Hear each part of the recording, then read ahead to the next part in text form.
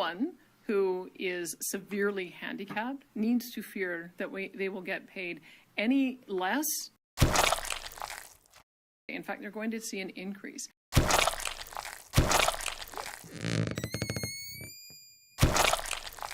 We want them to be able to earn more money before losing their benefits. And we're hearing a lot of support in the disabilities community. This province is the only province that is actually expanding disability supports. This province is the only province that is actually expanding disability supports. AISH Actions Revolutionary Podcast. Chantal and Gavin. You have now entered the no bullshit zone. Ladies and gentlemen, welcome to today's podcast. We are so glad that you could join us today. Hey, Chantal. Hi, Gavin. How are you? Good. Good. It's great to see you, of course. Ladies and gentlemen, we were downtown today. I'll let you know very quickly. Doing, of course, our Tuesday protest in front of City Hall, and what a great day it was. I'll be sharing some B-roll from that very shortly, and there's a little Matrixian part toward the end, so make sure you watch for that. Chantal, anything new? Any news out there? Just that a lot of people are coming forward and saying about how depressed they are regarding the fact that nothing has really changed in terms of the ADAP rollout. And I don't know how to make it less painful for people or less despairing for people that are going to be experiencing this. Because their feelings are completely valid in all of this, but like everything, it takes time for change to happen, and that's what we're trying to have is some meaningful change here.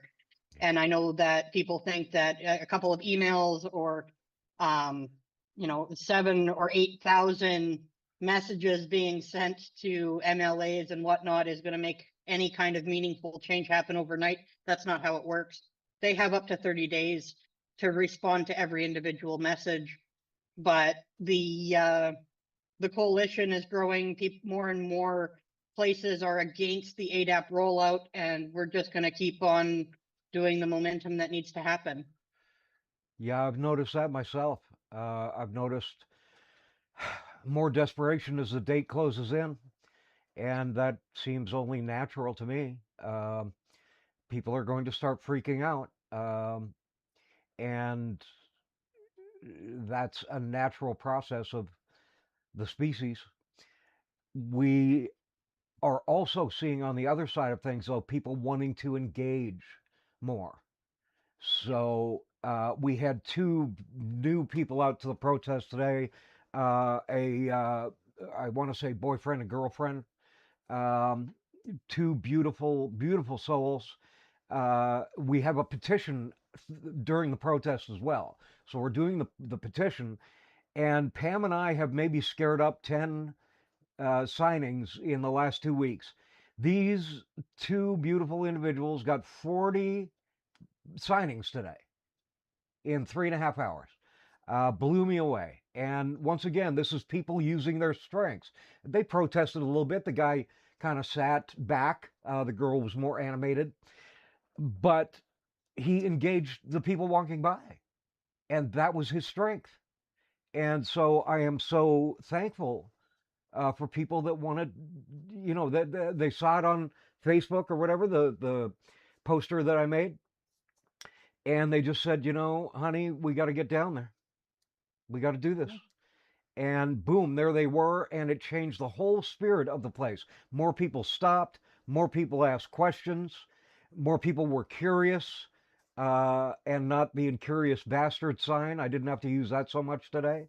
And it was just a beautiful day to see people engaging in their own lives. Even, some people that I would assume are middle class stopped. They said this is horrible. We discussed the Heritage Fund and how they're getting screwed. Everybody, Chantal, everyone I've stopped and started to discuss the Heritage Fund. It's amazing. Two things happen. Either they don't know that a Heritage Fund even exists, or they don't think we have one anymore. There's been no third option there. Everyone that has stopped either never heard of it, or it's defunct. We've used all the money. And so you see how our government, like, do you see the subversion there? Yeah. Oh, Uh, absolutely. In the people in their bank account. This is like the bank account for the citizens, for the taxpayers of Alberta. And they think that their bank account has run dry. Mhm. And their bank account is at $30 billion. It should be at $1.6 trillion. And Alaska last year, probably 25th or something in oil reserves in the world. We're number 4 in the world Mhm. for oil reserves. Alaska gave $3,500 to each taxpayer in Alaska last year. Yeah. We got 0, and we're the 4th largest oil reserve in the world. That's crazy, man. Like, this is how, the sheeple thing that people talk about. Yep. It's all too real. It's Mhm. so real, and it's so sad. Yeah, it definitely is. Like we're seeing more and more momentum on research and documents that have been live since April, but it's all from public information that people could have, found for themselves online about Jason Nixon, the background for Danielle Smith, the ADAP program, the background, everything, and people are becoming more and more engaged with, which is awesome. That's the whole point, is to be able to have people that understand what's coming, what's happening, who their leaders are, and how to be able to fight back, because every voice matters. Every voice matters.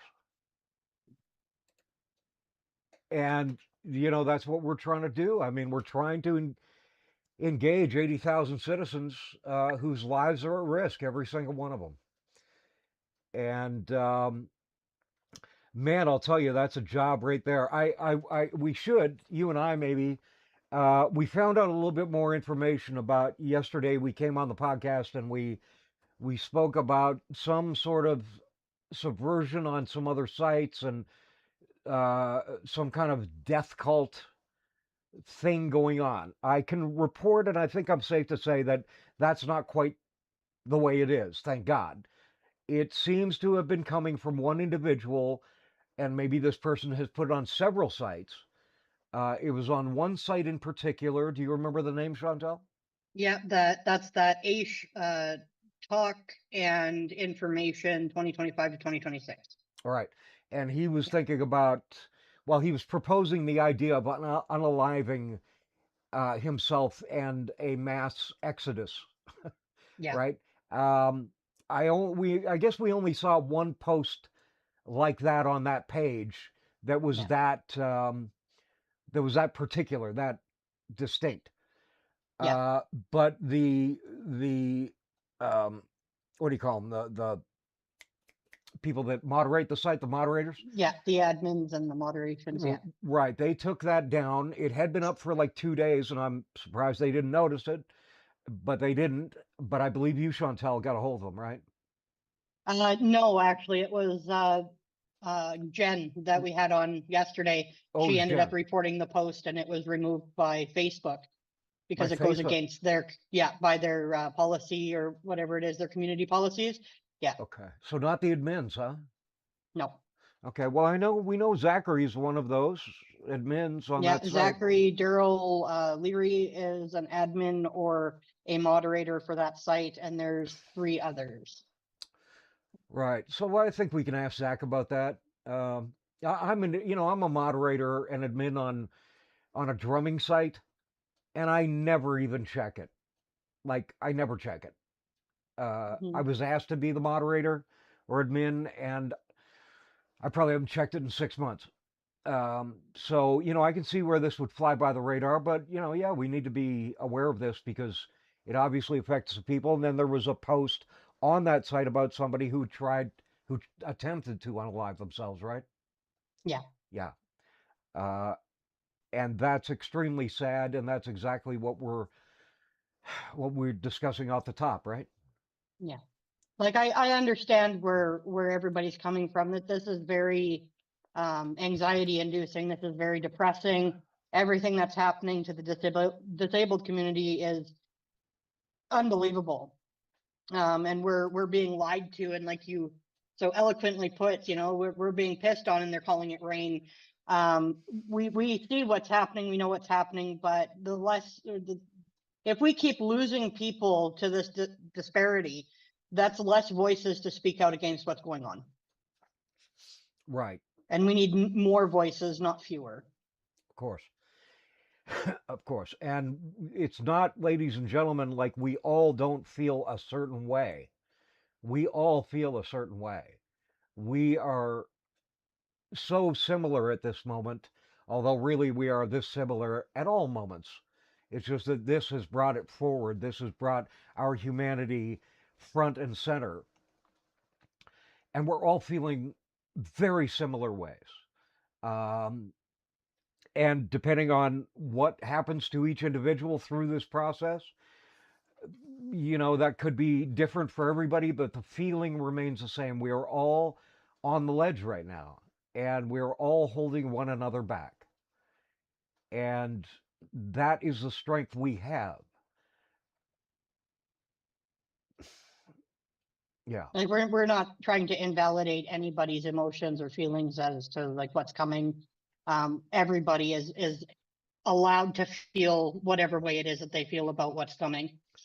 Yeah. But knowing that there are other people that share where you're coming from is important for everyone to realize.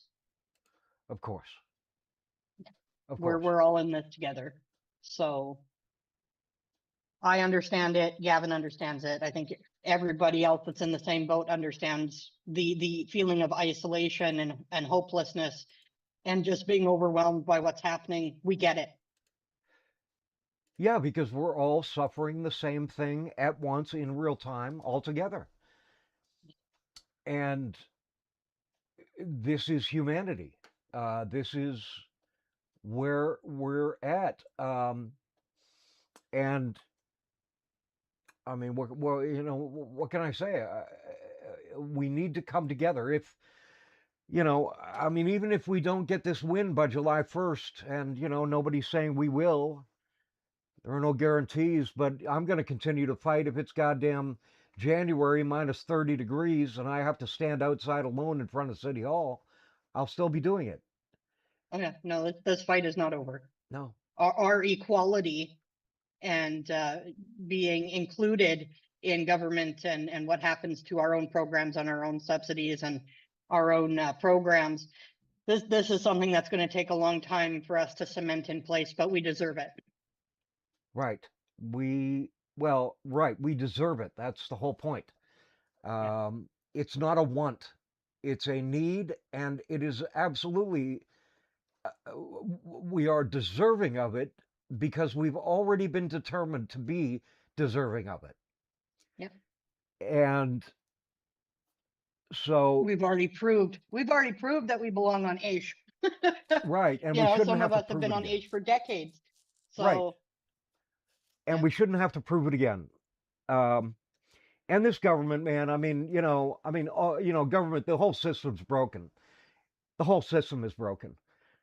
But this government has to go. This has to be the worst government in my history, in my 60 years of life. I've never seen this level of grand politique fuckery in my life. Yep. The separation, this austerity, this alignment with the U.S. and the biggest clown president in the history of clown presidents. I've never witnessed this, but people on the ground, when we see them at the protests, everybody is seeing it now. Yeah. It's out there. It's so much out there that even the politicians don't make excuses anymore. Right? It's just so in your face. It's just so obvious, and nobody's apologizing.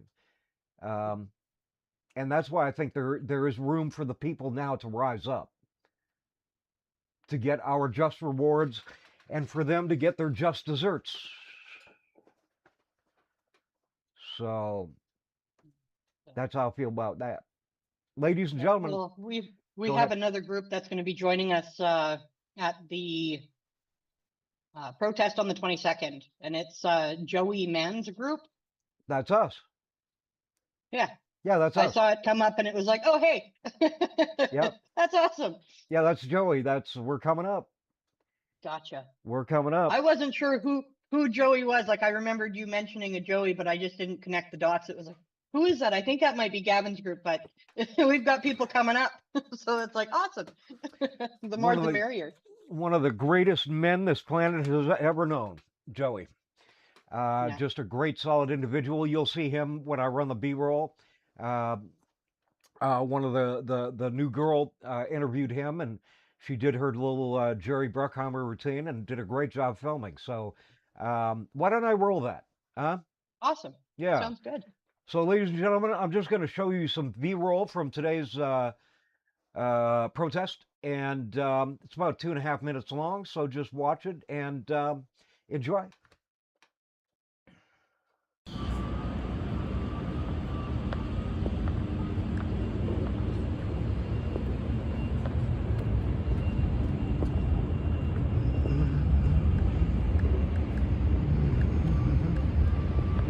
Perfect.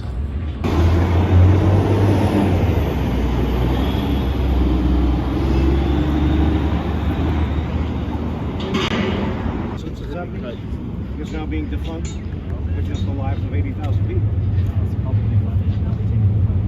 No, it's government funded. It comes out of the Heritage Fund. Do you want to say anything? I just think it's in the long run, it's going to discourage people to look for work. It's because people who are proven by doctors that they can't work part-time, or sometimes they have a permanent condition, and sometimes their mental health comes first, and it's very important. I know you're with us, Ben. It's not just physical disability, but it's also mental health, and the fact that Thanks, man. Appreciate people it. just need time to look for work, and also the recession's really bad. That Yeah, well, it's impeding people from finding work because it's hard to find work out there. And the fact that there's going to be work programs that people are going to be forced into work, they're going to be forced to integrate themselves into. But the fact that it could be overloaded too, and it's just it's chaotic, and it's not going to contribute to society, but just it's going to make society worse because it's going to cause exponential homeless rates of poverty, suicide. It's criminal. It's never been done in the history of Albertan politics, like especially with every conservative leader that's been in power. Even if they've tried, there's been enough pushback, but that's all I have to say. Good, how are you? Thank you. They got these machines over here making noise every fucking day, and I don't see anything changing. You know what I mean? Please, come sign.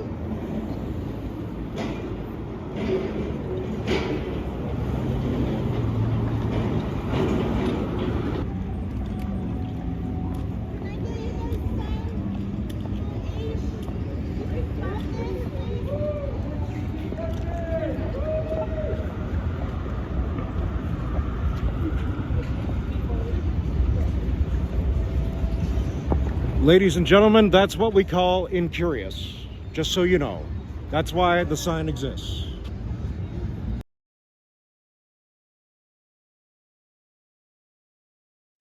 So there it is. About 2.5 minutes of hijinks and a really good time. You got my Matrix reference there at the end? Oh yeah. Yeah. Could Yeah. you hear the audio? Yeah. Okay, I can never hear the audio, but yeah, that was just incurious individuals not wanting to partake in life and the betterment of their society and species.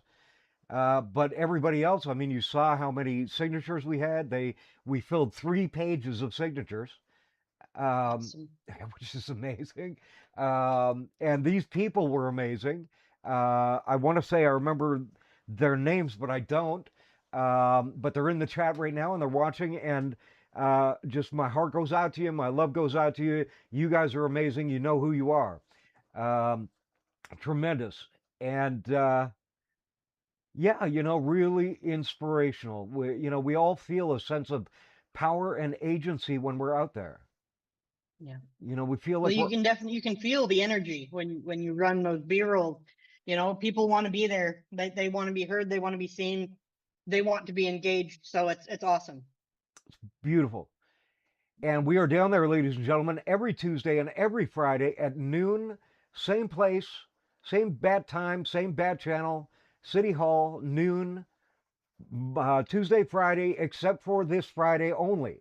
And the reason for that is because I'm going to finally meet my co-host up in the other hockey capital of Alberta, Edmonton. And of course, I can't wait to meet you, Chantal, and it will be the first time we meet. And I'm really looking forward to it. There's a protest up there, ladies and gentlemen, May 22nd, this Friday, 11 a.m. Come with your boots on and partake in what is our right and responsibility if we are to live on this planet, and that is to have our voices heard and to move closer to a Socratic, democratic state in which we all have our needs met and a government is only there to serve. It's coming. It's coming. I really feel it's coming. Oh yeah. Well, we're putting forth a lot of information, and even with my building up plan as to how they can, implement infrastructure for the disabled community. It's already out there. It's already being passed along. It's already spreading. So let's hope that we get something out of all of the work that we're doing. Yeah. But I'm not going to stop. Yeah, I mean, expectation is a nasty thing, ladies and gentlemen. Pam and I discussed this today, about how expectation can destroy your agency. And it is better to manage your expectation, but to work hard. And I think people expect without working. And that's really backwards. You work and you don't expect. You just do. And you do because you can't not do. Once again, I don't fight fascists because I'll win. I fight fascists because they're fascists. And no truer statement has ever been said. So, Chantal, I'm going to hand it over to you, and you are going to be discussing what today? What your tax dollars actually pay for. All right. Because there is a lot of misinformation as to where our tax dollars actually go, or where the middle class's tax dollars actually go. Uh-huh. Yep. So, just to start this off here, you work hard, you pay taxes, and you may have been told that people on disability income support are lazy, milking the system, or a burden on taxpayers like you. This document asks you to look at the actual numbers because the numbers tell you a very different story. Myth number one, these people could work if they tried. AISH, the assured income for the severely handicapped, is not available to people with mild or temporary disabilities. To receive it, a person must be assessed as permanently and substantially limited by a qualifying condition. The word severely is in the program's name. The assessment process requires documented medical diagnosis from a licensed specialist. Confirmation that the condition is permanent, it will not improve. Evidence that it substantially limits the person's ability to earn income, and review and approval by the government of Alberta. So it's not just something that we can subscribe to, in essence, right? This is not this is not easy to qualify for. It is not a program for bad backs or general fatigue. It is for Alberta's most severely disabled residents, and the government's own contracted assessors confirm eligibility. So that's section, or that's the first myth that everybody's told, right? Myth number 2, fraud is rampant and taxpayers are being taken advantage of. Well, we already know that they're being taken advantage of, but it has nothing to do with AISH. Fraud in any government program is a legitimate concern and should be investigated and prosecuted. It already is under existing law, but fraud statistics are being used to justify eliminating supports for people who are genuinely and severely disabled. These are not the same problem. So what fraud enforcement does, investigates and prosecutes false claims. What ADAP does, okay, eliminate supports for verified recipients. Fraud enforcement, again, targets people who lied to get benefits, removes bad actors from the program, and addresses a small subset of cases, right? I think it was, what, 40 people in the entire history of AISH that, came up as being, fraudulent. 40 people out of 80,000 is kind of like, really? So back to ADAP here, transfers people who legitimately qualified for a decade or more, removes the program from people with confirmed permanent disabilities, and affects 79,000 Albertans every AISH recipient. So cracking down on fraud and eliminating disability income for legitimate recipients are not the same action. Treating them as the same as how the government manufactures public consent for cuts, which is what we're seeing.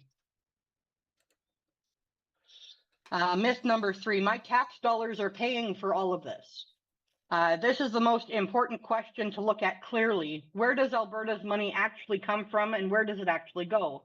So where Alberta's revenue comes from, revenue sources, non-renewable resource revenue, oil and gas and royalties, right? And from 2024 to 2025, the amount that came from just that was $25.2 billion. Federal transfers to Alberta, so that's money from the federal government coming straight to the province, is about $10 billion. Personal income tax paid by working Albertans is $16 billion, so 1/6. Corporate tax and other sources is the remaining balance, and the total provincial revenue is about $78 billion. For for what specifically? That's just the total revenue, so that's what we get from everything. Per year? Yeah.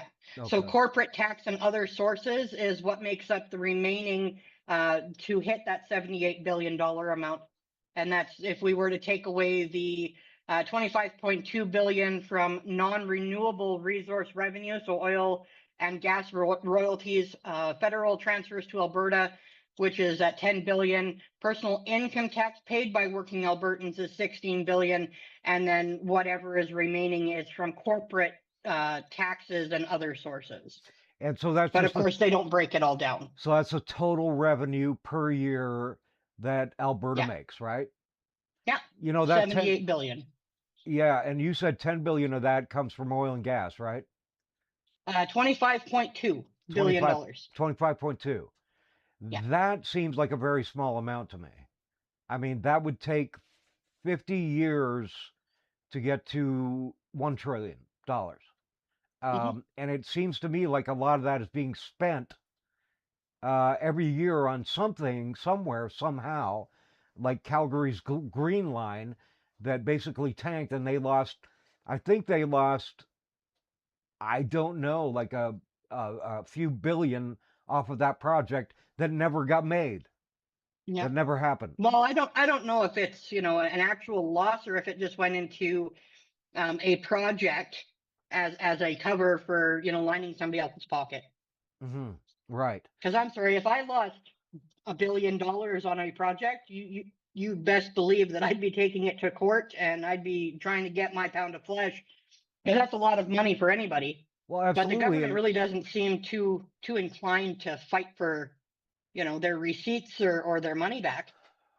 Right. And it seems to me like in Calgary, people just kind of got mildly upset and wrote a nasty letter.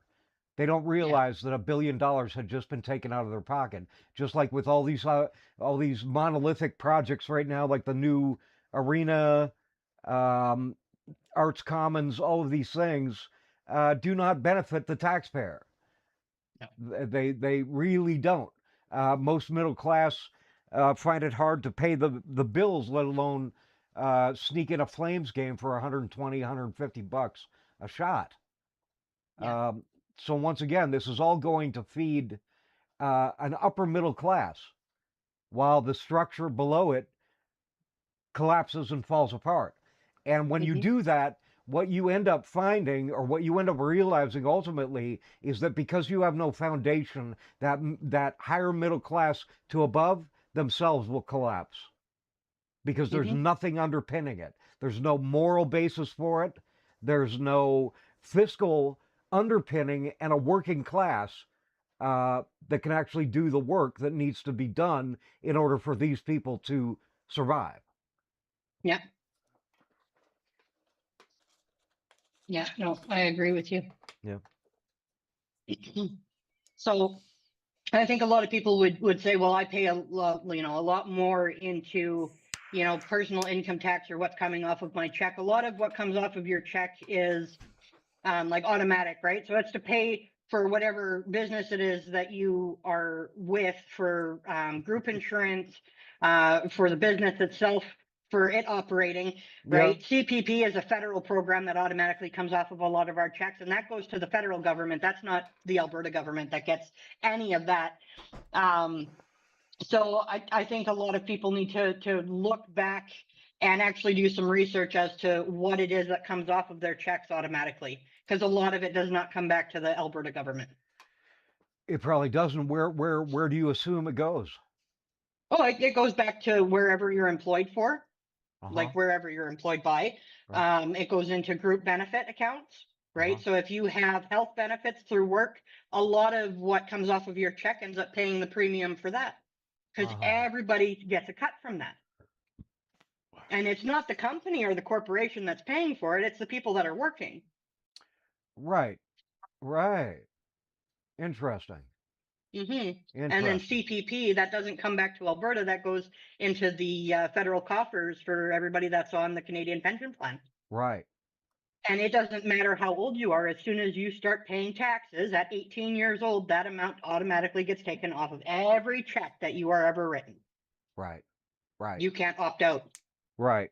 And if the U.S. is any model for what's happening right now, they're having a hard time going to pay the next generation that is now either reaching or soon to reach the retirement age. Yep. Right, because they're bills. And we're going to see the same thing here. I think we are, aren't we? Yeah. Yeah. Well, they're planning on changing the CPP, because right now CPP is available to anybody that paid into it anywhere that they live across the globe. So you're people that are retired and living in Miami, Florida, or wherever, right? They're able to collect their CPP checks. The government of Alberta wants to change that. Even though you worked in Alberta for your entire life, or in Canada. Yep, they want to change that. They want to make it specific to the provinces. Right. Yeah. Yeah, I mean, I don't believe in government as a rule, but this government is something else, man. Oh, yeah. It really is. Well, they're trying to change a lot of stuff that just doesn't make any sense. So the majority of Alberta's wealth is generated by oil and gas.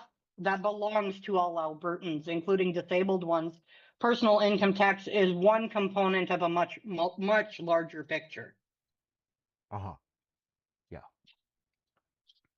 So where Alberta's money actually went in 2024 to 2025, and this is all public information that you can pull off of the internet, off of all of the government.ca or the Canada.ca sites, Alberta.ca, all of that. Expenditure and decision. So the Alberta Heritage Fund deposit from 2024 to 2025 surplus was 2.8 billion in 1 year. 2.8 billion. Yeah. Yeah. And they put that into the Heritage Fund, Right. but nobody knows about it. Right. Because they haven't looked it up. Right. So the Heritage Fund total value as of December 2025 was $31.9 billion. Yep. Heritage Fund growth in the Q3 2025 to 2026, 1 quarter alone, was $383 million. Right. All right. So personal income tax cut, 8% bracket, foregone revenue per year, 1.2 billion annually forever. Say that again. So, and that's them cutting personal income tax. So the personal income tax cut, the 8% bracket, foregone revenue per year. So revenue that we're no longer making as a province. Because we cut those taxes Yeah, by 8%. by 8%. Okay. And Yeah. who were they cut for? Probably the working class. Right. But that was between 2024 and 2025 because, of course, they like taking their sweet time, Gavin, posting any numbers for the public. So the AISH total annual budget, what the entire program, so the program as a whole costs, $1.641 billion Annually. annually. That's a year. Yeah. So the AISH budget cut amount, right, that was removed from the program, it was a $49 million cut. Okay. And then the Canada Disability Benefit clawback from recipients is in and around $190 million a year, redirected to general revenue. So the money that they're clawing back from people, Yeah. the $200, Yeah. is being redirected back into the Alberta government coffers for no reason. And used in what manner? Do we even know? Well, they haven't posted that. Right. Because they just finished saying or announcing that everybody as of April 2026, we're going to be seeing that $200 removed off their checks. Right. Right. But So we don't know what that money is going to actually go towards. Right. And do you have the math on that? What that will be a year in revenue? Yeah, it was $190 million a year. $190 million, and yet no idea of where that money is going or how it's being spent. Yeah. Right. To say nothing of the fact that we're losing it. Yeah. Right. Exactly. Right. So the entire AISH program, all 79,000 recipients, costs $1.641 billion per year. The Heritage Fund earned $383 million in a single quarter, and the province cut the program by $49 million, while the fund grew by $383 million in 3 months. Right. And they say And yet they haven't. they're saying that it's fiscally responsible to cut the AISH program. Right. Right. While they've made more money and put more of a deposit into the Heritage Fund than they have in several years, they're saying they don't have money. Yeah, it almost seems like the government of Alberta may be using the Heritage Fund as a form of dowry to sell us off to somewhere else, eh? Oh, I wonder.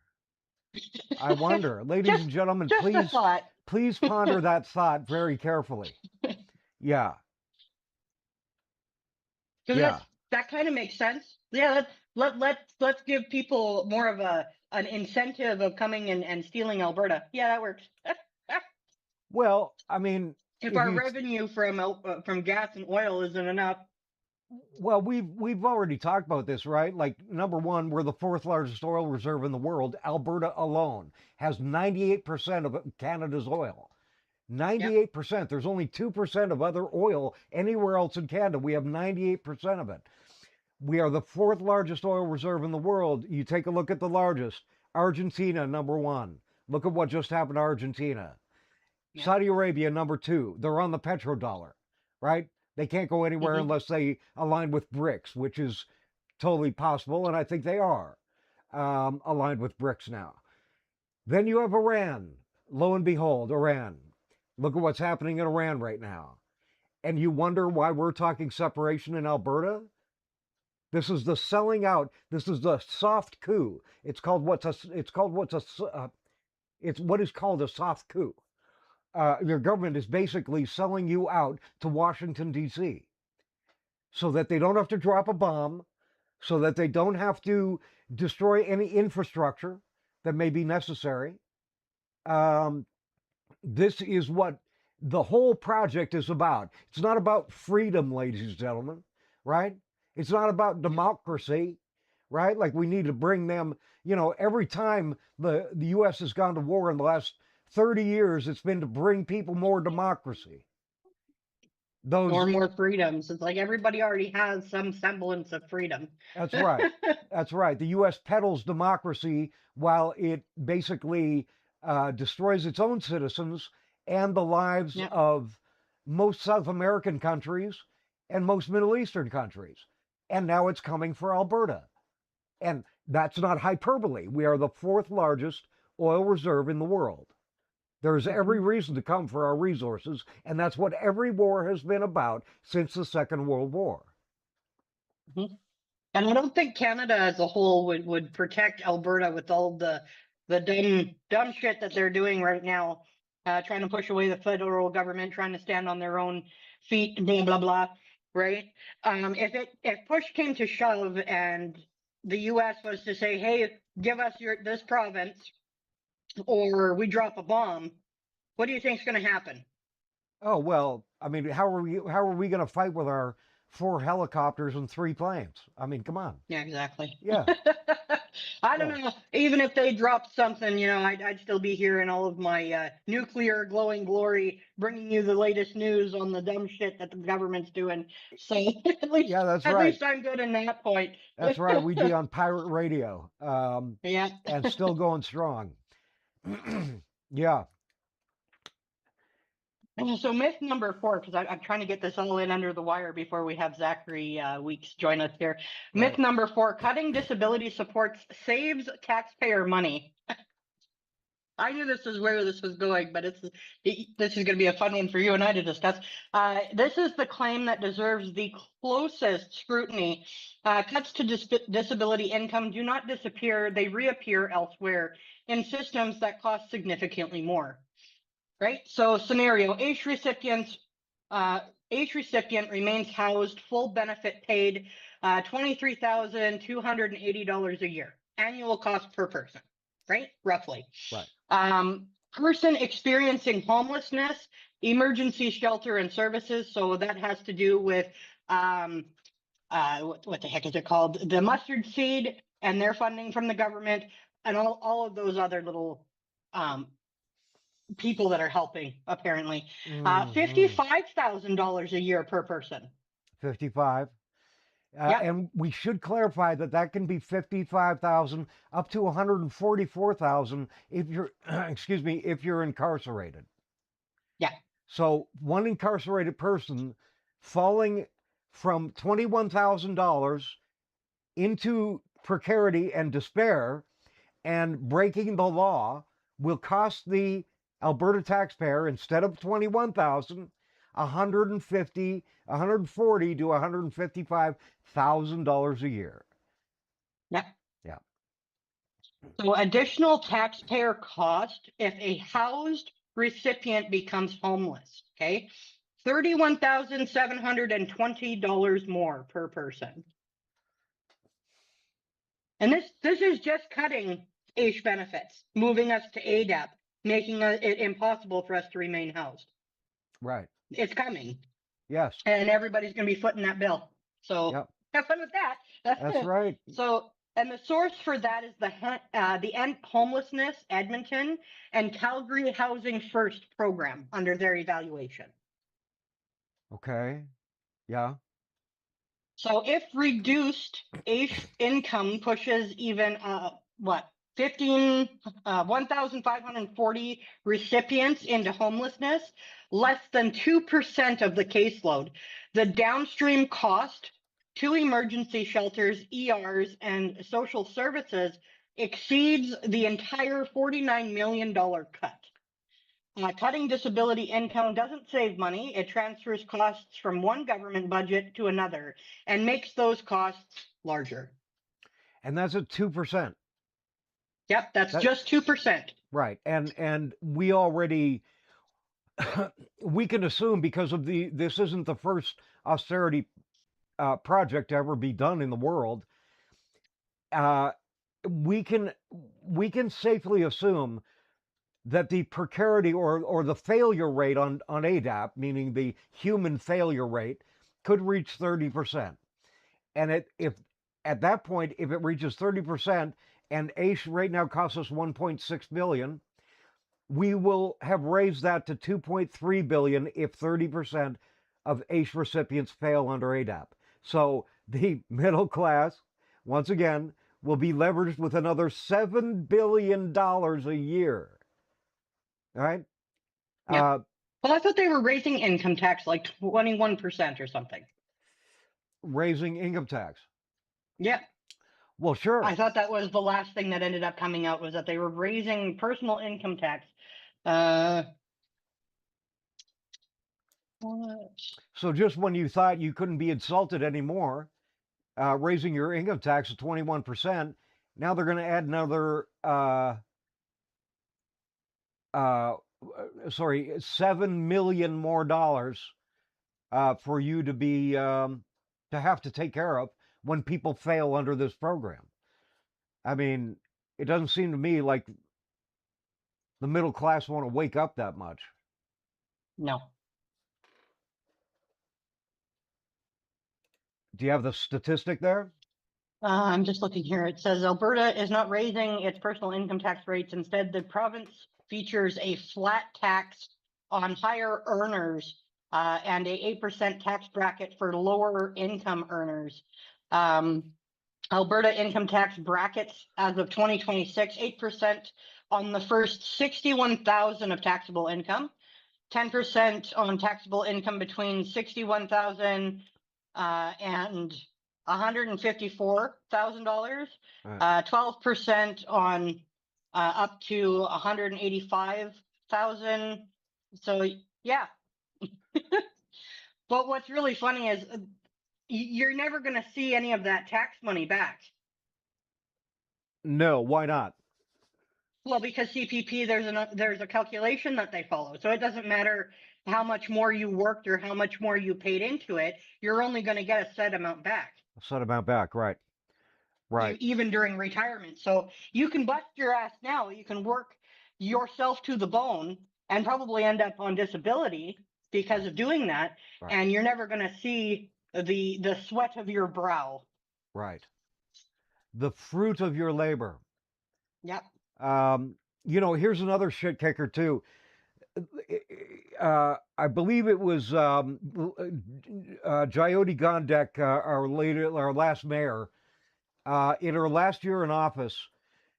On the same day, she raised the income tax of every Calgarian, or whatever that tax was, 8%, raised that income tax to the tax-paying Albertan. She also raised the salary of everyone in City Hall by 8%, both on the same day. Right? She levied 8% on every taxpayer and then raised her wage another 8%. She was making more, and I believe Farkas does too, makes more than Daniel Smith does per year. The mayor. Well, they just finished giving themselves a $6,000 bonus or increase. Oh yeah, I wouldn't doubt it. I wouldn't doubt it. And they're cutting us. You see, that's the thing. The public servant is taking our money. Mm-hmm. Your public servant. The thing that really is of no respect to the citizenry except to just do their job and shut the fuck up. It's reversed roles. Now we're the ones told to shut up, and they're the ones taking our money. I mean, what does it take for people to wake up? What does it take for people to understand that we're all getting screwed in real time? This isn't about separation. Separation, I'm afraid, is not going to save you. Separation is, at the best, running away from a problem, and at the worst, it's not running away from a problem. It's running into the hands of a snare trap down south, which will make you immediately lose your health care that Canada fought for and won, along with austerity that you can't even imagine. When I lived in the U.S., I lived in Baton Rouge, Louisiana for 3 years. I went to the hospital once for like 10 minutes. It cost me $500, and I swore to God I was not going to go back to the hospital ever again. So no matter how sick I got or what I felt like, your average American does not go to the doctor when they have a common cold. The average American stays home and sloughs it out, because to go to the doctor you're going to pay through the nose. And up here we have the luxury of walking into a doctor and not having to pay a goddamn cent. That's a luxury we have. You don't want that taken away, ladies and gentlemen. That's for sure.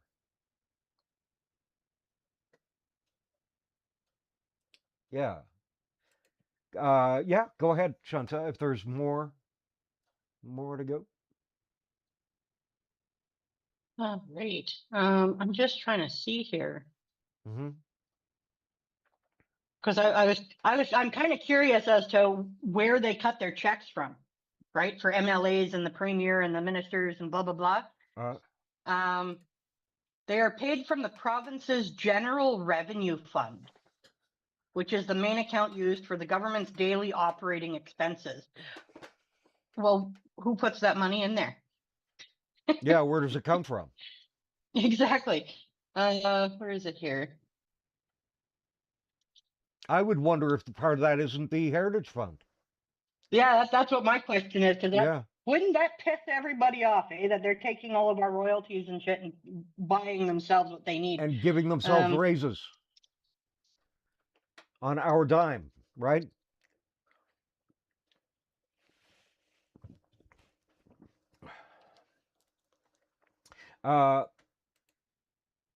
Not to... So the money in the general revenue fund comes from a mix of your taxes, industry royalties, and federal support. In Alberta, this fund is the primary account for public services like health, education, and government salaries. So is that why our healthcare system and our education systems are failing? Is because they're taking too much of a cut from that account? You could absolutely ask the question. You wouldn't be wrong. Right? I don't know. Yeah. I mean, well, once again, you know, we're paying our counselors about $130,000 a year and our mayor about $230,000 a year to do what? To do what? I mean, I saw Farkas the first couple protests I had outside, and he was going to lunch. That's what he was doing. You know, he wasn't standing out with us protesting. He never approached us, and I saw him too late, but I yelled across the street at him, and I got his attention. He turned around, and I said, "We got our eye on you, dude. We got our eye on you. You better do right by us." And he heard it. He absolutely heard it. And we're paying these people $230,000 a year. For what? Yeah, and we have us any good. We have four. I forget what they call them. It's like a comp controller in the States. I forget what they call them here. In our city, 4 of them, and they each get $400,000 a year. And you've never even heard of the title. And there's 4 of them. They get 4 times $1.6 million a year is is given to these individuals, and we don't even know what the hell a comp controller is. And they don't do shit. They really don't do anything. I don't know. How do we apply for those jobs, Gavin? That'd be awesome Well, to be it'd able to sit around, not do anything, and at the detriment of every other individual. right. That'd be great. The only thing that keeps me away from taking that job is my conscience. Yep. Yeah. You know, it's crazy, man. It's yeah, crazy. definitely not something I'll sell out for. Unbelievable. It's just crazy what we put up with as a society. Yeah. All of our money goes and goes and goes, and it just flows down the fucking toilet, and we don't ever ask any questions. It's amazing to me. Well, as long as the mass population remains ignorant to it, then they can't ask questions, right? And if we don't ask questions, they don't have to atone for anything. They don't have to answer, any kind of audits. Right. That's where we've failed as constituents, is we're not keeping these people honest. That's where we failed as a society. Yes. That is our responsibility, ladies and gentlemen. No one else's responsibility. Our responsibility is to hold the government accountable. And I'm seeing that happening to a very minor extent every Tuesday and every Friday, where we are protesting, but there's a long way to go and a short time to get there. Mm-hmm. And there is a demographic rising up, I believe, that is just not going to take the shit anymore. And I don't think that's my son's generation, but I think it is my grandson's generation. I really do. Yeah. Well, here's hoping. Yeah. I'm just going to check to see who. Okay, so it's just you and me. Looking for Zach to come in here pretty quick. Yep. So emergency room visits for psychiatric crisis among disability recipients increased by 47% following benefit reductions. ER visits are among the most expensive interventions in the healthcare system, and they are taxpayer funded. Right. And that's according to Alberta's Alberta Doctors Digest, November and December of 2025. Right. So, where is it here? And then I just go into the Heritage Fund and Alaska, what they do differently. Who are the people on AISH? Because I think we can skip the Alaska and the Heritage Fund breakdown, because we've already been doing that.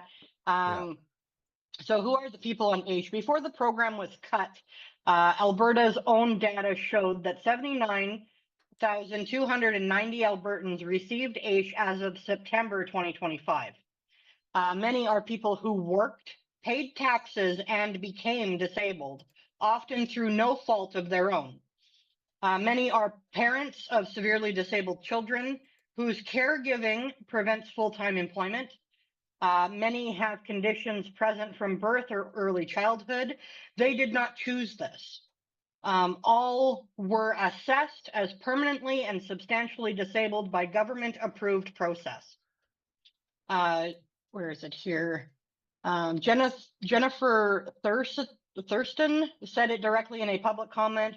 Remind them they are one injury or one unavoidable health issue away from living with a disability. It can happen to anyone. And I covered that in more detail in the what does disability actually mean. Disability is not a character flaw. It is a medical reality. The people on AISH are not lazy.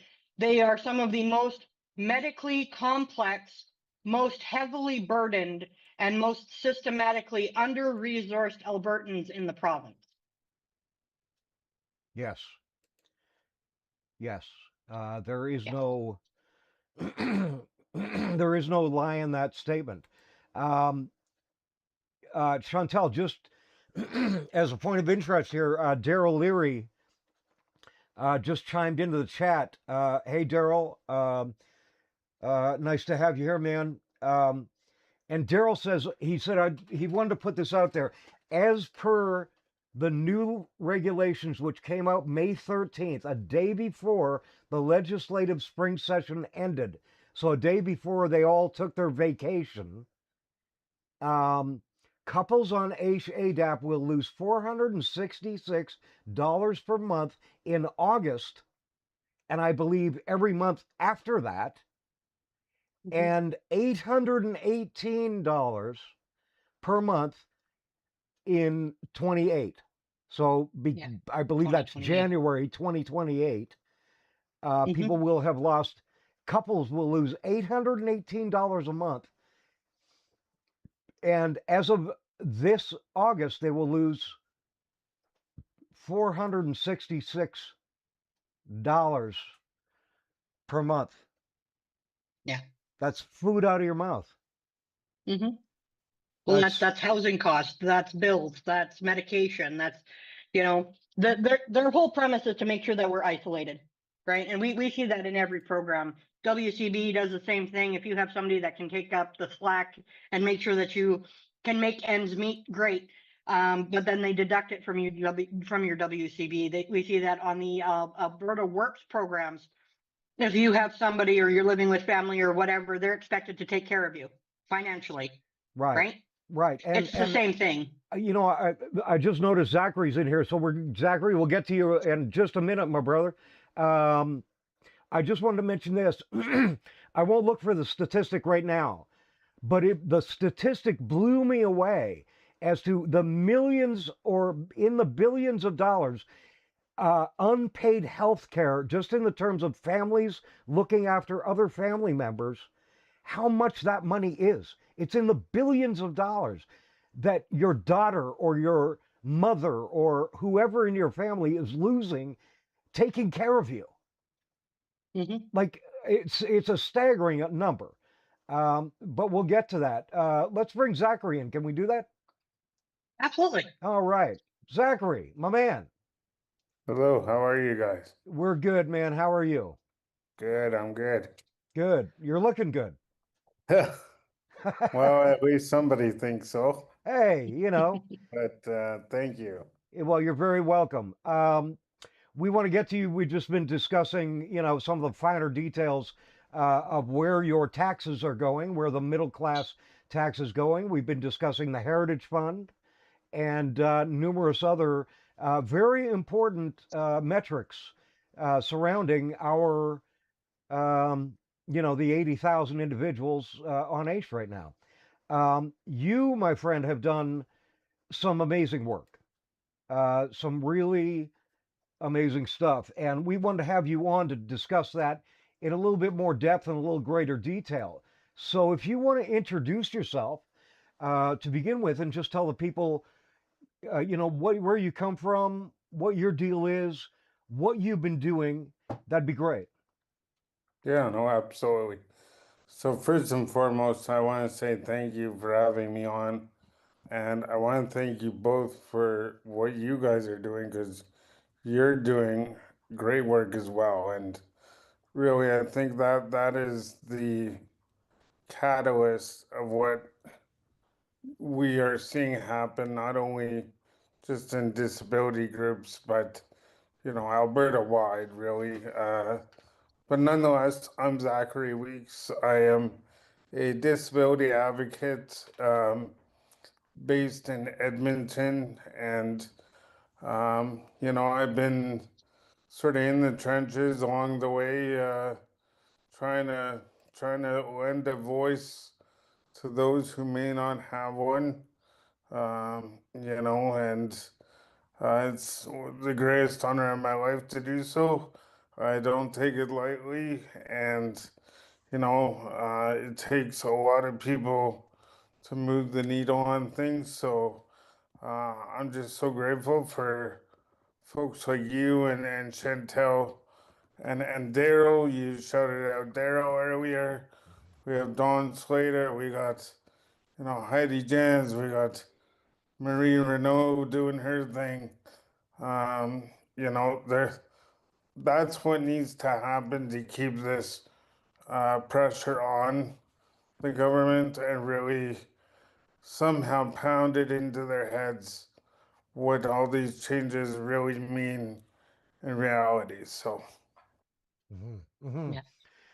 Uh, yeah, we've talked a lot, Chantal and I, regarding Alberta separation, number one, um, and the Heritage Fund as another glowing metric of horrific government.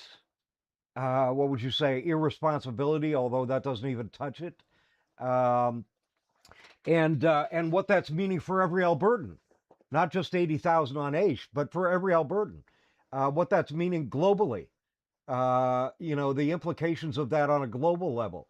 We've really been digging into that because what we're realizing is, as screwed as we are, it's coming for everyone. And yet, because Chantal and I have a very close relation to H because we're on it. This has been the torch, in which we've picked up, and we feel it necessary that this is the moment to start bringing back what everybody else throws around as the word democracy. And I take that very seriously. I take the word very seriously because I think Socrates meant it very seriously. But today it's just become a joke. We don't live in a democracy at all. I don't know what you can define it as. It kind of vacillates. It's fluid, the definition these days of what we're living in and what that is. But it certainly isn't a true Socratic democracy. What do you think about that?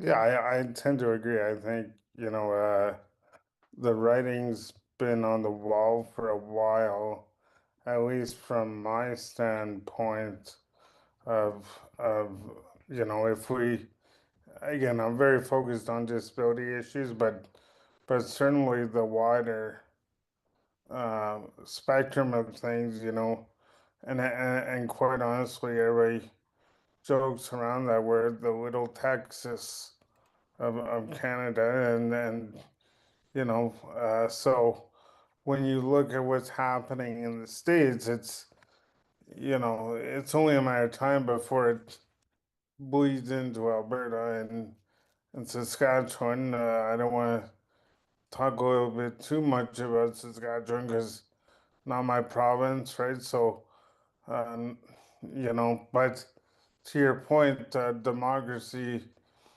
is at a very, very, in my humble opinion, a very precarious point right now in terms of what that even means nowadays. To your point, I mean, it changes on the day. Yeah. Just like Donald Trump, just like Danielle Smith, whatever they want it to be, they call it, and the rest of us are all sitting around scratching our head, trying to figure out what the hell is going on, right? So, Yeah. that's sort of where I sit on the matter, but I definitely think, you know, um, where I sit with the whole separatist thing, I think that we would be in a world of hurt if Alberta separated from Canada. Just my humble opinion. We're seeing all these folks coming out and saying, "Oh, well, we'll have our own, pension plan and our own police force and our own this, our own healthcare." Well, who the hell's gonna fund that? You think Ottawa's gonna give you our portion of what we paid into CPP? No, it's called Canada Pension Plan, not your pension plan when you want it, Right. right? Yeah, So, exactly. Right. Um, yeah, and you've got, a lot of these people preaching separation, but the problem is that, there's a saying that if you are faithful in the little, more will be granted to you. And when we take a look at the Heritage Fund, no politician since the 80s has been responsible for that amount of money that is taxpayer money that goes to every Albertan. So there's no way we could be faithful in something like separation. We haven't proven ourselves with the Heritage Fund. So Exactly. we don't deserve the right to even be speaking that separation kind of language. I want to, Chantal, I want to put it over to you. I just want to read something. I mean, what a day. We've got, we got Zachary with us here, and we also have Daryl Leary in the chat. I mean, you know what I mean? I feel like I'm in Los Angeles right now at like, the Grammys or something. But I just want to get to what Daryl said. He said, we have to push back, make noise, write letters, talk to our MLA, write media, make social media videos. Hell yeah, protest, speak out. The average non-disabled doesn't know about this. We can't let this go silent. Yeah. Once again, no truer words. I want to come up here just to a few more chats that people have been. Z Ali Shield of Christ. Alberta stole my CPP through their asset tested audit system. I was a test recipient. AISH-to-ADAP triggered the auto audit, and I owe $21,000. Z, if you're still in here, I would love to know what that means specifically. I mean, it's a little ambiguous. If you can write a little bit more, I would love to know exactly what you're talking about there, because on the face of it, that seems pretty devastating. But I want to get a better understanding. Ladies and gentlemen, thank you all for your comments, your chats. Yeah, of course, we have Pam in here. They raised my sister's retirement, $200, and she's 70 years old, and she can't live on the money she already has. And they've raised her rent. And we know that that's a blanket cost that has been levied upon most of our most destitute and needy citizens. So, Chantal, I'm going to put it over to you. Okay. Yeah. What exactly do you want me to touch on? Oh, just, I know there's so much. No, that's good. And I mean, we got Zachary here, who is a cornucopia of knowledge. So I know you would put out a few notes, I think, regarding things that might deal with Zachary specifically. So I want to give you the opportunity to speak to those things, if you so desire. Yeah. Well, we've got so many different reports that have been that have been written. So, like the systemic exclusion report series that was done. Let me see here. Information asymmetry that we haven't been seeing a lot of, meaning they make things purposely not accessible for people because it's all in bureaucratic shorthand. So it really depends on where Zachary wants to go with our conversation today. No, I'm along for the ride. I'm here to. I mean, it sounds like a great conversation already. I don't know if I'm a cornucopia or whatever the word you said there, Gavin, of knowledge. That could be debatable. We could throw that out to the chat, but I don't know if I want to know the answer either. But I'm cool to talk about whatever you folks want to talk about. The time is yours. I'm just happy to be in your presence, and Chantal, to your point around the way this information is coming out from the government, specifically, it's not accessible, and I think that's what, again, this is not about me by any means, but I think something that we need to focus on, and sort of lead with, if you could, is making sure that we break down the information that we're getting into plain language. If you can do that, great. If not, reach out to someone that might be able to help. I know, I've had the pleasure of trying to dismantle what this all this gobbledygook means and put it into blogs in plain language, but at the same time, that might not be accessible to everyone either, and maybe infographics is better. I'm not the infographic guy, so but if there is an infographic person out there and that's one thing you're good at, then that's a great way to step forward and get behind the momentum. Well, sure, and Gotcha. Chantal, that's really up your alley because you've done so much work. Why don't you speak to what Zachary just said? Yeah. Just like I have, I'm always ready for everything, Gavin. So I have the access gap, penalized for non-ability. It's a plain language guide that actually has a lot of illustrations within it, and it's all plain language. So for people with disabilities and the people who support them, just to kind of peruse through this one, what is access? So access means you can actually use the system, which we already know living within it. It's not accessible to a lot of individuals. So the government has rules about how people with disabilities can get help. Those rules say the system has to work for the people it is for. Well, the system is built for the people that it's for, but it's just not accessible to us, and that's a structural point within their own systems.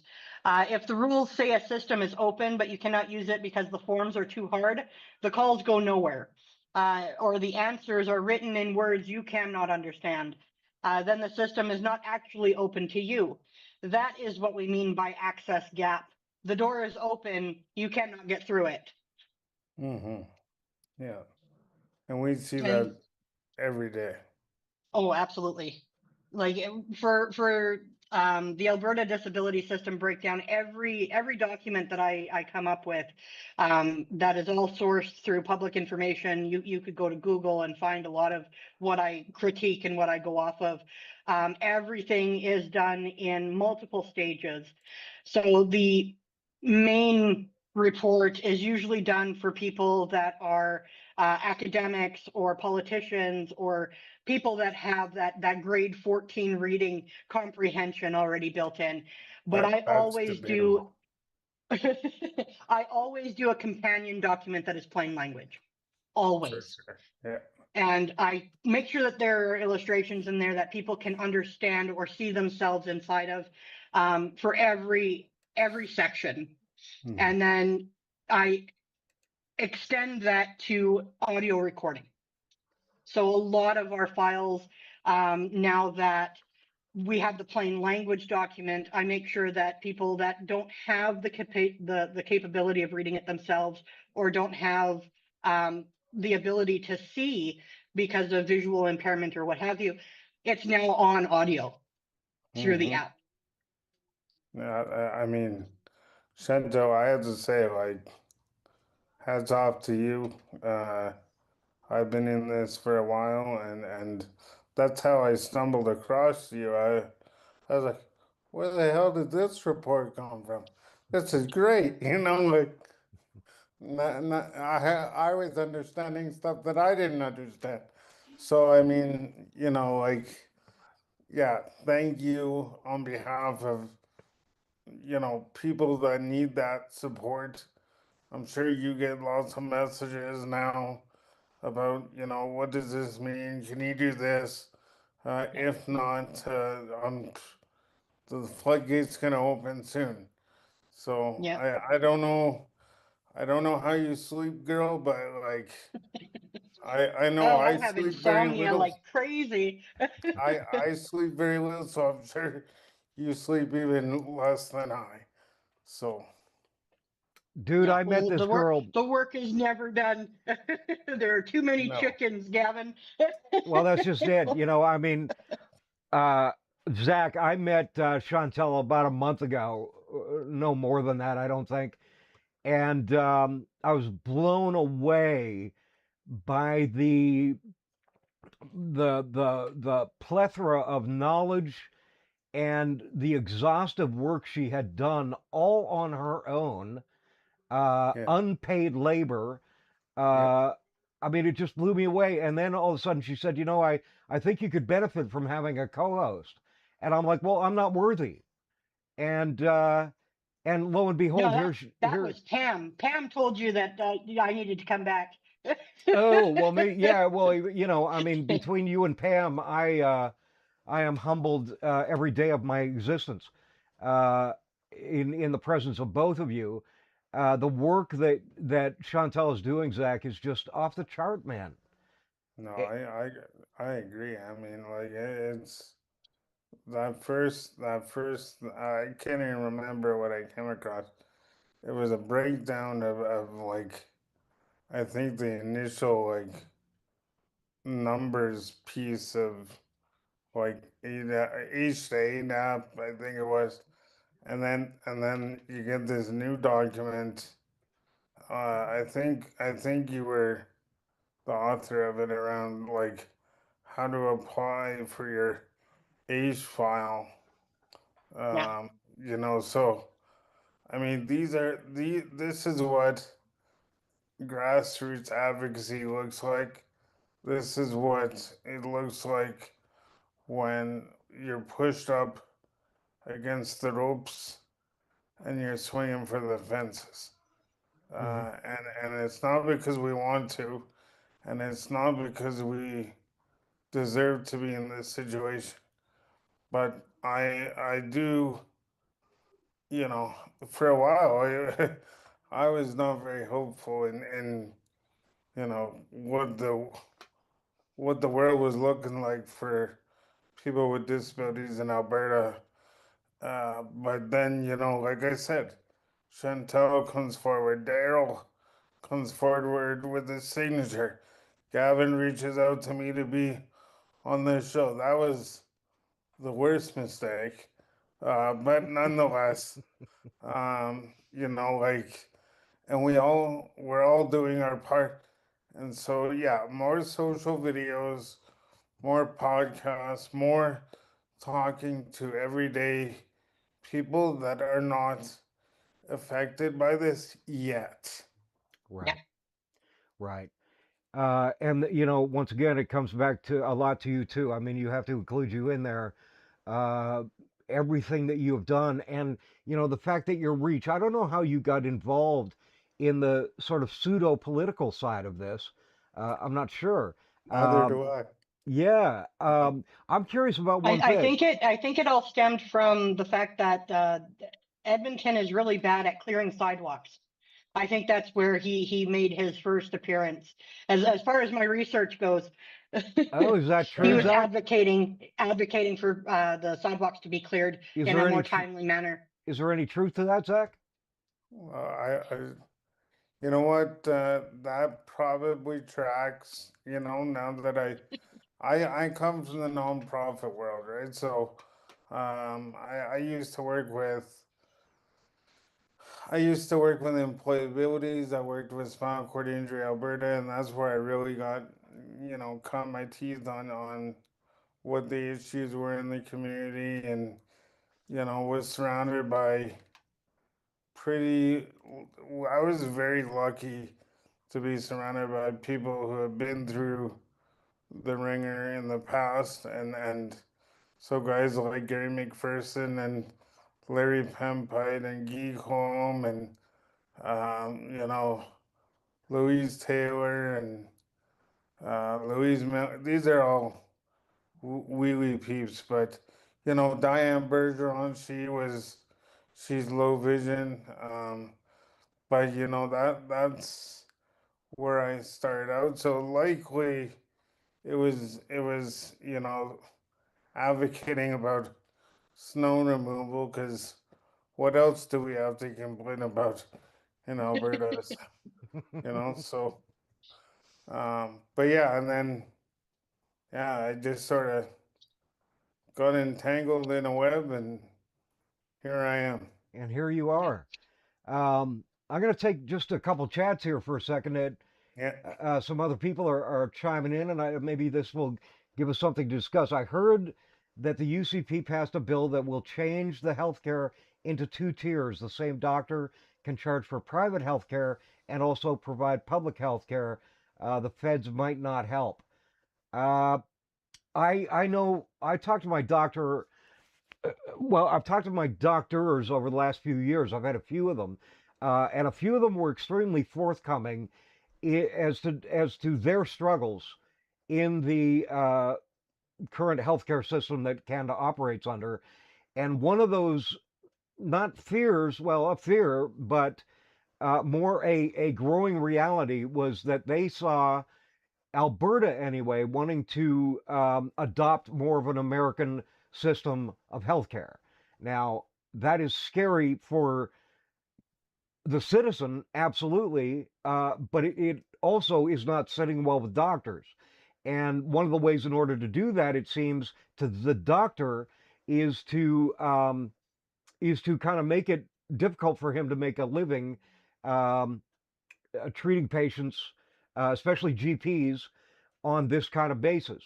The money that they get is just insufficient to the task that they're undertaking with all the patients. Now they're down to 12 minutes per patient, and they're running their asses off, and their clients are pissed off at them. They're doing the best they can. And so it seems like another squeeze to me. It seems like a governmental squeeze to that system. That's what I can comment. Either of you guys have a comment on that? Well, I know that in the legislature there, when they brought that topic up, the UCP specifically said that they are trying to incorporate a more European healthcare type. Mm-hmm. So totally bypassing the fact that this is Americanized. Right, and the European system is kind of a hybrid model, right? It's private and public. And it seems to work for them. I know China is actually a private healthcare system. You would think, being a communist government, everything would be socialized, but their healthcare isn't. It's Americanized healthcare. For some reason, it works. And I would say because there's a lot more social programming throughout, their ethos and, their structure. So, but yes, it seems to me like my doctors, the ones that I've talked to, and that's been several doctors, have all intimated this. They've never used the European model to express their concern. They've always said American. And, but I think that tracks with everything else we're noticing, or observing with the separation and everything else, right? I mean, we want to adopt. I think the separation thing is just a sleight of hand to make everybody focus over here while they're, destroying another community. Well, because I don't think it was going to go anywhere because they didn't have anything in writing from the indigenous saying, yeah, we're all for it. Right. Yeah. So that was a really big oversight there. Well, yeah. Once again, if you are that ignorant to a certain class of individual, in this case, the indigenous people, you may actually screw up in your hatred for a certain group. You know what I mean? So it seems to me like they jumped the shark in terms of legislative process, and that's where we got them. It's temporary, but it's still a win for now. Zach, what says you? Yeah, I think, with respect to the whole healthcare, conversation, I will say for context that I have family that are American, and I've had my own experiences with their healthcare system, and to say that oh well, we're not going to be full on private healthcare. We're gonna go the European route. I think that's indicative of the fact that they're realizing that Albertans are starting to go, whoa, wait a minute, like, let's not get too hairy canary here. Like, uh, so I think what the UCB does is they throw out a line, they see what bites, and then they reel it in, and then they pivot, right? It's very common for them. And to your point, Chantal, you know, if something bad happens, classic Trump playbook, you create a forest fire somewhere else, not a literal forest fire. There are no forest fires that I know of. But you know, you create this giant, you know what, of distraction, you know, corrupt care, whatever. Well, now we're going to talk about separating, you know. Oh, well, now we're no longer talking about separating. Oh, well, maybe this week it'll be, you know, trans rights, or maybe library books, you know, anything to talk about Yeah. anything except for the issue that they're trying to slide by. And in this case, you know, First Nations came together and said, "Nah, not today." Well, let me ask you a question, Zach, because you bring up a great point, both you and Chantal, but that kind of poses an obvious question. If everything is a distraction, what is the primary goal?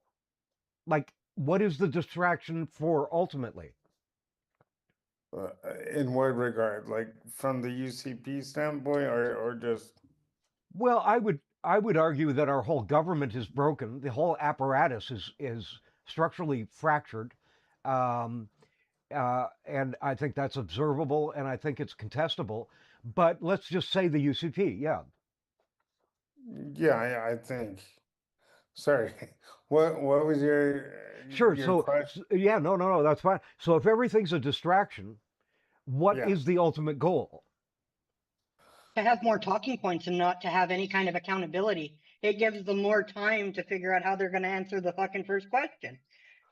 Right? Because we have a deficit right now where 650,000 Albertans don't have a family doctor. Oh, well, let's go to privatized or dual healthcare systems because that should somehow fix the fucking problem. It's not. That's not going to fix the problem. You've already got healthcare workers going, hey, we want to keep working. We're still here. Let's fix the healthcare system. And then at the same time, we've got people dying in emergency rooms, in waiting rooms because they can't get the care that they need because we still have that deficit. Mm-hmm. They're avoiding the actual question at the base. Okay, and I understand that. I guess what I'm saying is that let's say that even that is a distraction. What are they distracting us from? What is that ultimate thing that sits in the center of the distraction surrounding it? What is that middle? What is the Lack of center? healthcare workers. Well, no. I'm talking about not just healthcare. I'm talking about if everything is a distraction. So separation is a distraction. Healthcare is a distraction. ADAP is a distraction. You know what I mean? If all of those are distractions, what's the center? What are they distracting us from? What is the ultimate thing? That's where the mind goes, right? Like, and I guess maybe you have to be a conspiracy theorist to answer that. I don't know. I don't know. You know, I could assume globalization under the terms of a technocracy. That would be an assumption that I would have. That ultimately, you know, power and control is the ultimate goal. Everything else being a distraction or a piece of that ultimate puzzle. I don't know, right? That's why I don't want to sound like a conspiracy nut. I just want to sound like a Because a nut. lot of conspiracy theorists have said that the entire globe is moving into a one world government, and it's supposedly set for, what is it, 2030 or 2031? 2030, 2050.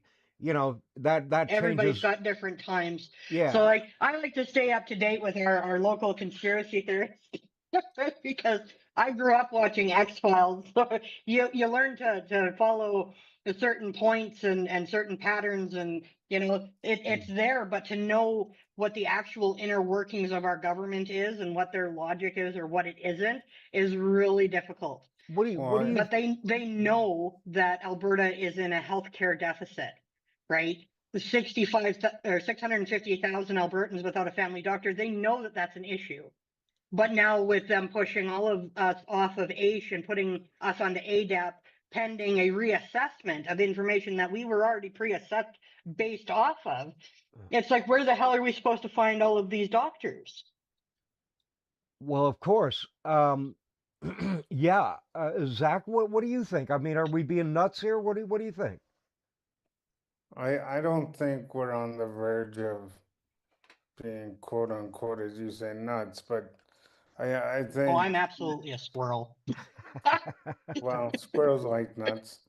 So, but nonetheless, I think we're giving the UCP in this case a little bit too much credit, if I'm being honest, in terms of, you know, globalization.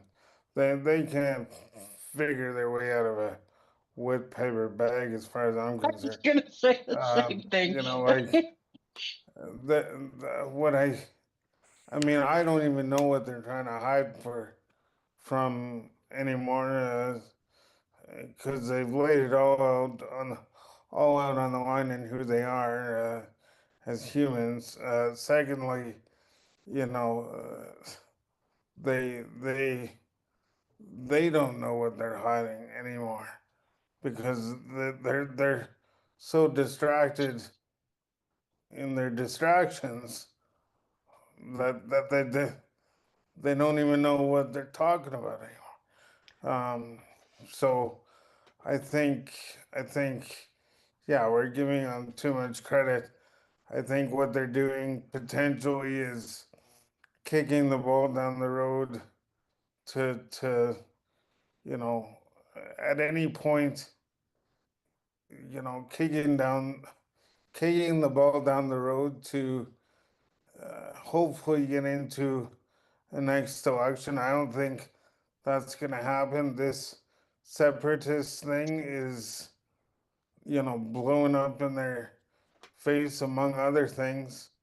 And you know, I read the other day or just yesterday, that it could be the tipping point of Danielle's, you know, career as a premier. So I think they're in damage control now, and maybe they're trying to fill their pockets as much as they can before they get ousted.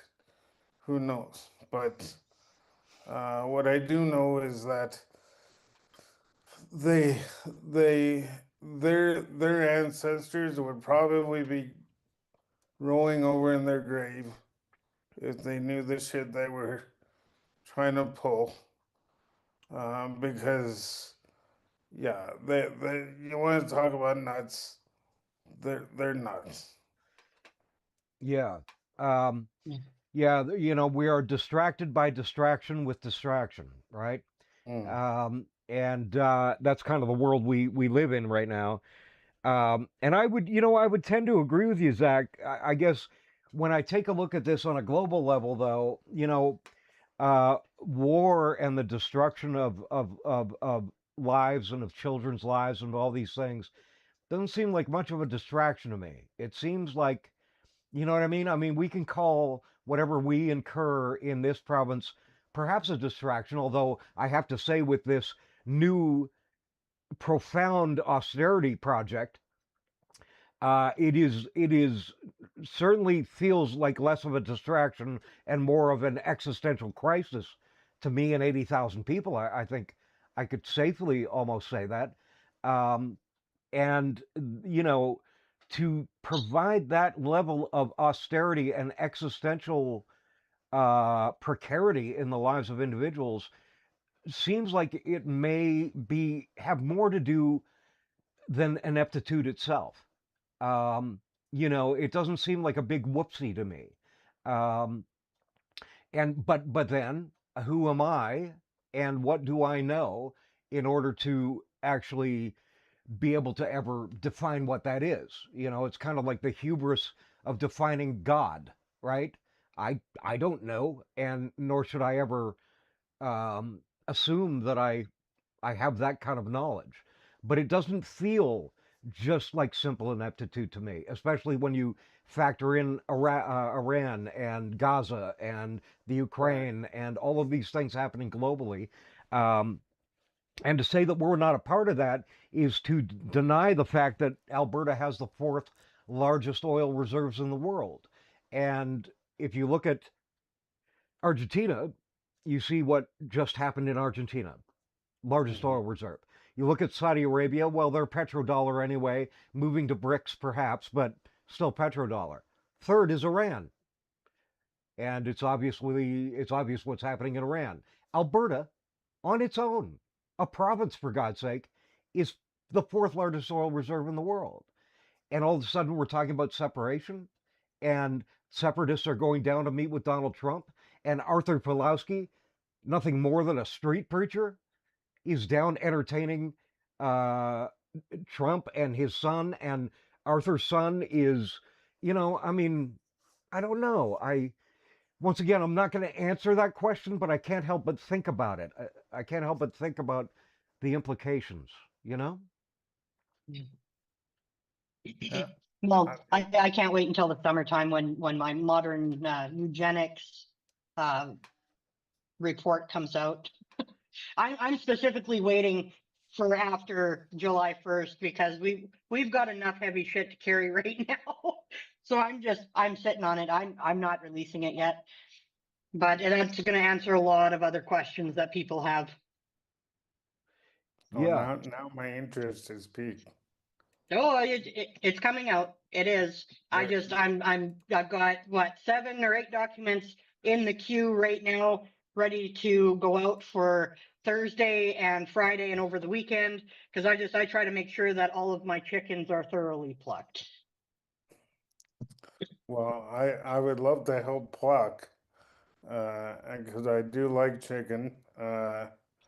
But is there, for those listening, what is the best way to get those documents? I mean, I've seen them on the Facebook group that you started. I think it was, or maybe it's a page. I have an external app too for people What's that that? aren't on Facebook. I have an external app that has Right, everything on it. right. Yeah. Okay, so, but what about email blasts? Do you do that no or no? Absolutely. I have an email specific to the group and the campaign, I guess. And that's Alberta Disability Breakdown at outlook.com. Okay. I've also added to the app. We have a newsletter now where you can put in your email address, and when things go live on the app, you get an email ping letting you know, hey, something new has dropped, come check it out. Crazy. Like, is that not crazy? Yeah, well, I mean, Because not everybody's on Facebook, right? And I want this accessible. Right, absolutely. And I apologize. I don't mean to use ableist language, but I'm a 90s kid, so that means like cool, not like squirrels or anything else we were talking about. Conspiracies. So I apologize. That is totally rad. Totally rad, dude.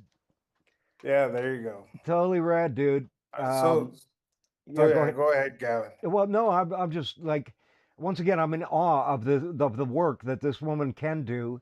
I mean, who creates their own app, for God's sake? You know, and like, their own cards to distribute across Alberta. And she's got the cards. You've got them. And I've got them in hand. And all you have to do is hold that thing up to your phone, and boom, there's your app. Yeah. And Like, One so, takes you right to the app and one takes you right to the Facebook group. It depends on where you want to go. so I don't want to go too far off on this episode here, but so you created the app because this is the first time you and I have talked, as well as Gavin. Kind enough to have me on. Thank you again. But like you created the app. Do you have like coding background? What's going on here, Oh, Chantal? no, Because I don't have a lot of coding background. A lot of it I had to learn on the fly. Even for the fillable documents that I've made accessible for everybody, that was me watching YouTube tutorials until 4 o'clock one morning going, okay, how do I yeah, do this? yeah. Well, and Because it's important. And everything that I've like every way that I've approached it, I remember what the needs are for my individual children. I have one that's illiterate, but not extremely high functioning. My daughter is okay. very simplistic, and my other son is nonverbal. Hmm. So I've got the whole spectrum in my house. Well, So yeah, how I approach all of my documentation is, okay, I would essentially be the academic in the house. Now, how do I make what I know accessible to my kids? right. Well, I mean, not to get religious about it or anything, but God bless you. Because I mean, we need more people like you doing this stuff.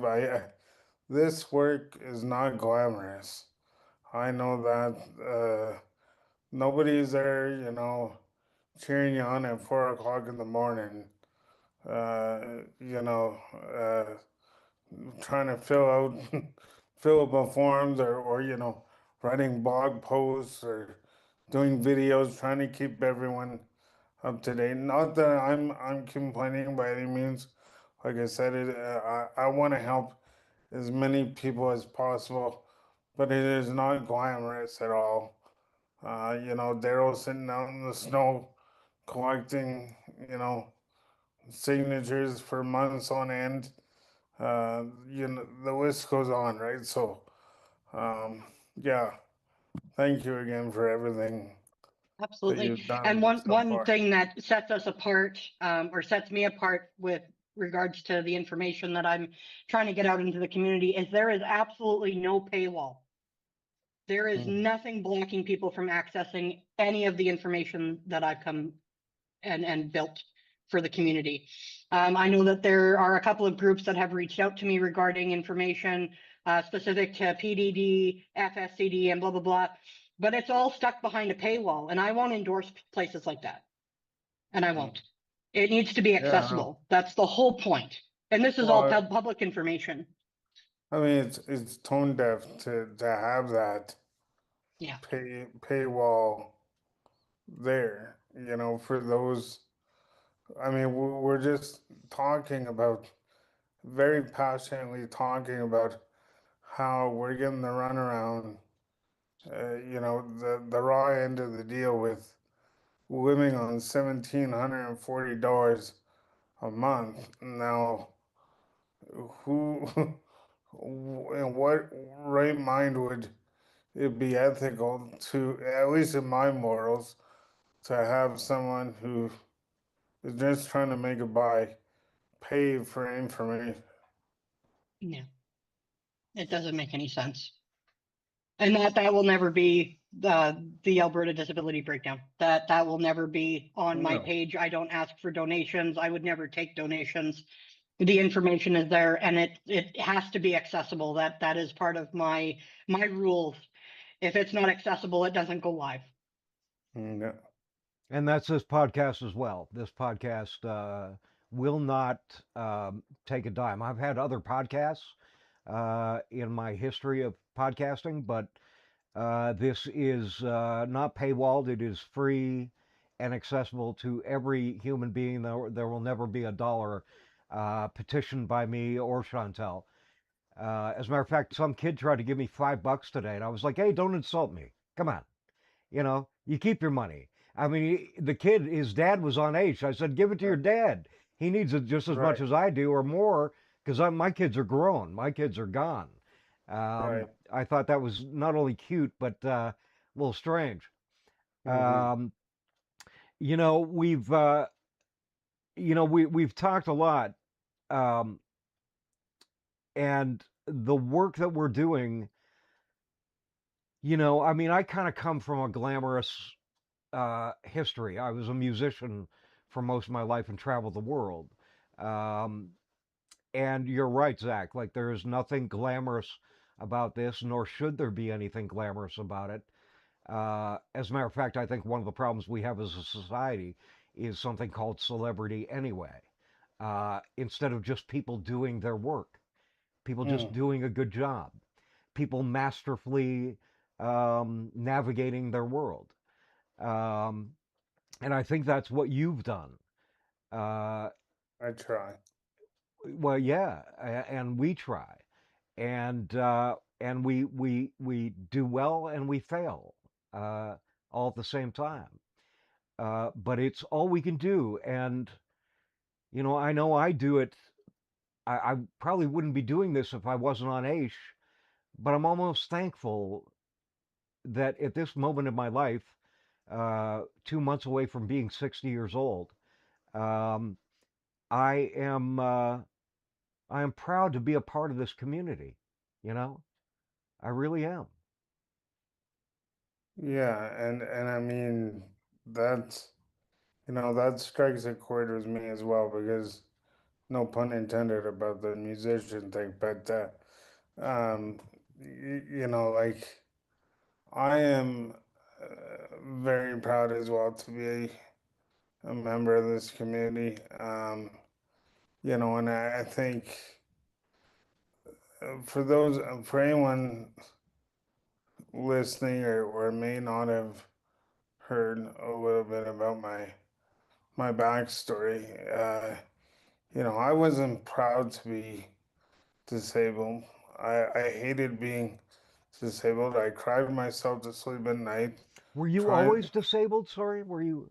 always disabled. Yeah, Oh, so okay. I have cerebral palsy, so I was born with it. Birthing complications when I was born, lack of oxygen.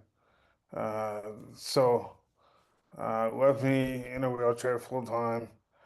Uh, but again, I try and be as glass half full as possible because the world has so much negativity and division in the world right now. Yeah. But you know, um, yeah, like I was saying, I was never proud to be disabled. I didn't want to be around disabled kids. I was very much had the able-bodied mentality of oh, with those poor disabled kids, and anyone who's older, adults are probably going, Zachary, take a look in the mirror, like those poor disabled. That's who you are, Right. right? But I mean, at the same time, those kids have a purpose, have talents, have meaning, and I realized that within myself, because in society we're pounded into us internal ableism, and so you start to believe what you're told, and so personally I believe in God. I'm not here to push my beliefs on anyone, but like I would always ask like, why me? Why am I in this chair?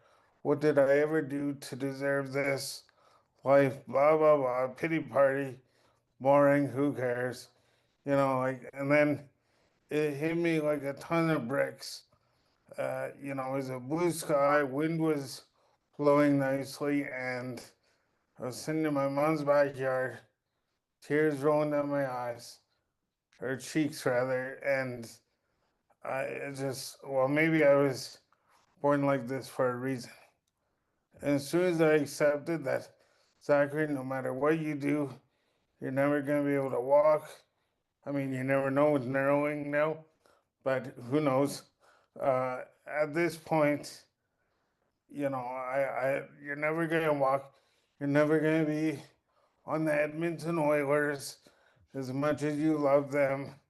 You know, but what you do have is your mind, and you have a different perspective, lived experience that not a lot of people have. And as soon as I started to embrace authentically who I was, man, the world, the universe like turned upside down. Doors started opening, flying open. Like, oh, this. And, you know, like, yeah, it's led me to here. So hopefully I can continue to use my big mouth in a positive way and work alongside great people like you guys who are doing your part. We all need to do our part, and we need to show whoever it is in power that you don't bite this hand, because we have teeth. Amen, brother. Well, some of us. Some of us Well, have Yeah, teeth. some of us. You're talking to two toothless monkeys right here, but yeah, but you're right. Whatever you got, use it, girl. So We will yeah. gum you to death. How's that? Well, hey, you'll get it started. You know, Zach, I mean, you're right. You know, and I had my own epiphany as well. Not in the same way as you, but in my own way, about 15, 16 years ago. And when my life got all too real, and I started to have to ask really difficult, pointed, you know, real life questions. You know, I used to be a Christian. I played drums for Jimmy Swaggart, if you remember who that is. He's a big televangelist in the States. Okay. And, you know, and my whole life changed from. I had a reverse epiphany, if you will. I went from religion to not, and so, you know, that's been a real journey for me. You know, my own hero's journey, which I'm still on. But Yeah. in regard to what, you know, you said, I mean, and I say this without any hyperbole. You know, I've stood in rooms with politicians and major artists and everything else, and I have never met such genuine people in my life as I've met in the AISH community. Yeah. People that understand what it means to actually have a personality. Really, people that understand human nature, that understand themselves, that understand the precarious nature of humanity, the fragile nature, if you will.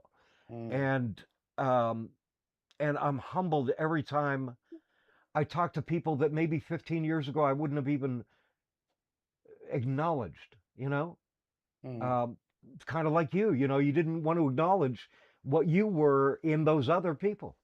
Right. And I finally realized that if I'm true about my humanity, I am those other people. You know, I am the same species.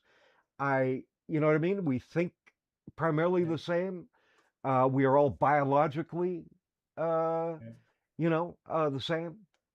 And that really made me love people where before I didn't like people.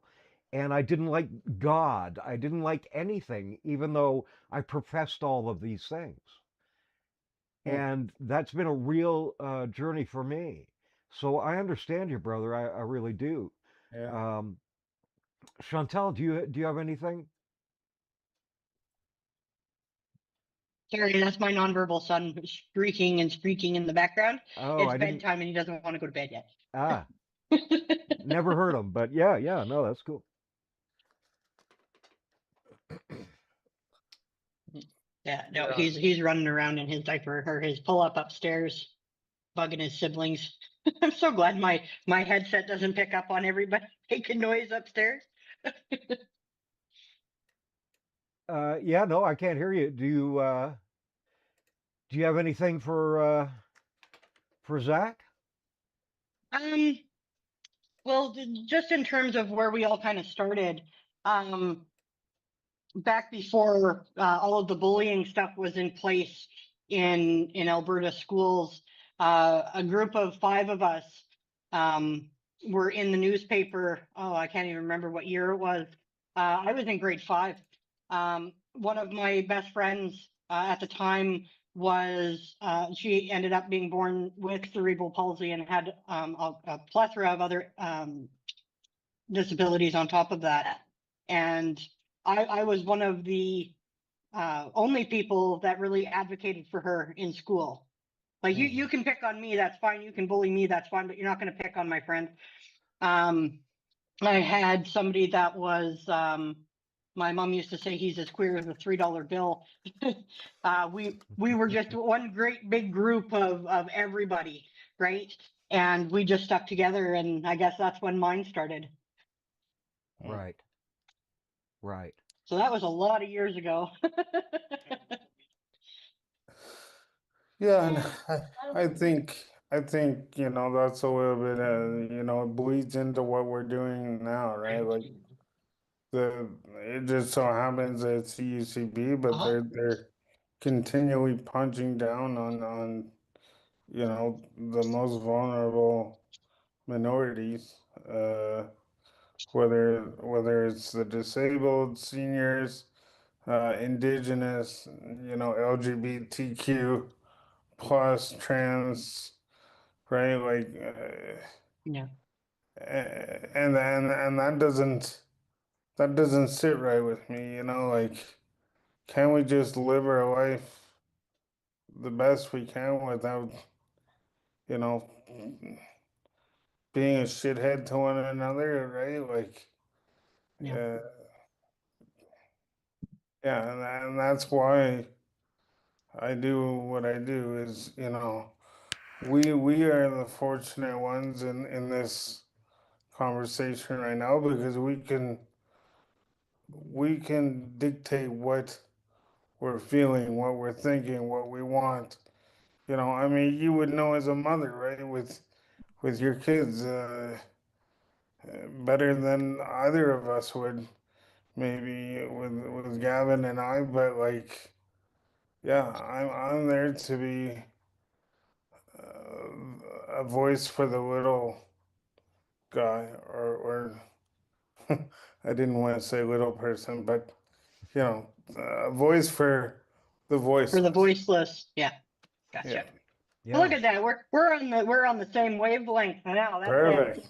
it. That's either good or very scary. No, I think what needs to happen, and I know that Gavin and I have discussed this multiple times on a couple different lives so far, but that the disability community needs people nonpartisan in the legislature standing up for our rights as disabled Albertans. That's what needs to happen. Because if we don't have somebody protecting our rights and what we need on the ground, who's going to? Yeah, no, yeah, I totally hear you, and I mean it's been dabbled in previously with guys like Percy Wickman and Gary McPherson, back in the day. Percy was a liberal. Gary, I think, was running NDP. He didn't get in, and then obviously more recently we have Kent Hare with the Liberals. But to your point around nonpartisan, that's the tricky part. You can't be in government without being partisan. Yeah, I mean, you can be independent, but yeah, you're not gonna. It's very hard to get anything passed as an independent, and I'm not just saying that to be a poo part, but we see it across the country, federal Oh, I level, like a challenge provincial. though. I like a Well, challenge. so are we hearing that Chantal's running for office? No? Oh, I would love to. I just don't know if I'd be able to pass the popularity contest. That's about it. Well, well, you know what? Popularity is horseshit to begin with. I think if you have good morals and good thoughts, then you'll get good people behind you, right? So uh, we just gotta hope that we get through the next little while here without getting a little too cuckoo. You know what I mean? Yeah. Well, that's what we're Well, fighting the for. the change so far is happening, so we just have to be ready for the whole of it and for the acts to essentially fall or the next foot to drop. But Mhm. I'm ready, and I'm still going to be making sure that everybody has information that they can access and that they can digest for themselves, because more voices behind the cause is what's important. Yeah, absolutely. I think, yeah, I mean, it's old adage, knowledge is power. And, that said, the knowledge needs to go beyond just the disability community. And that's where we really need to work at, in my humble opinion. It is, building alliances and coalitions with other movements. And one might say, well, we'll get drowned out and they're so big or this or that. But if you look at the stat, I mean, your stats lady, Connoisseur, yeah. yeah, like 1 in 5 Albertans are disabled, 1 in 4, over 1 in 4 in Canada. So that's, of all those groups that are gonna quote unquote drown us out at rallies or what have you, 1 in 4 or 1 in 5, you're splitting hairs really, because that's what's being reported, not what's Mhm. actually out there. Not to mention who's a family member of who and la di da, right? Yeah. You know, you need, that's a lot of people in those movements, the indigenous movements, the LGBT movements, the black, the BIPOC, right? Like, uh, and the list goes on. Seniors, and the really cool thing, if there is a cool thing, I think it's cool, is the intersectionality that disability plays with other groups. Right? You don't Yeah. really see that a lot.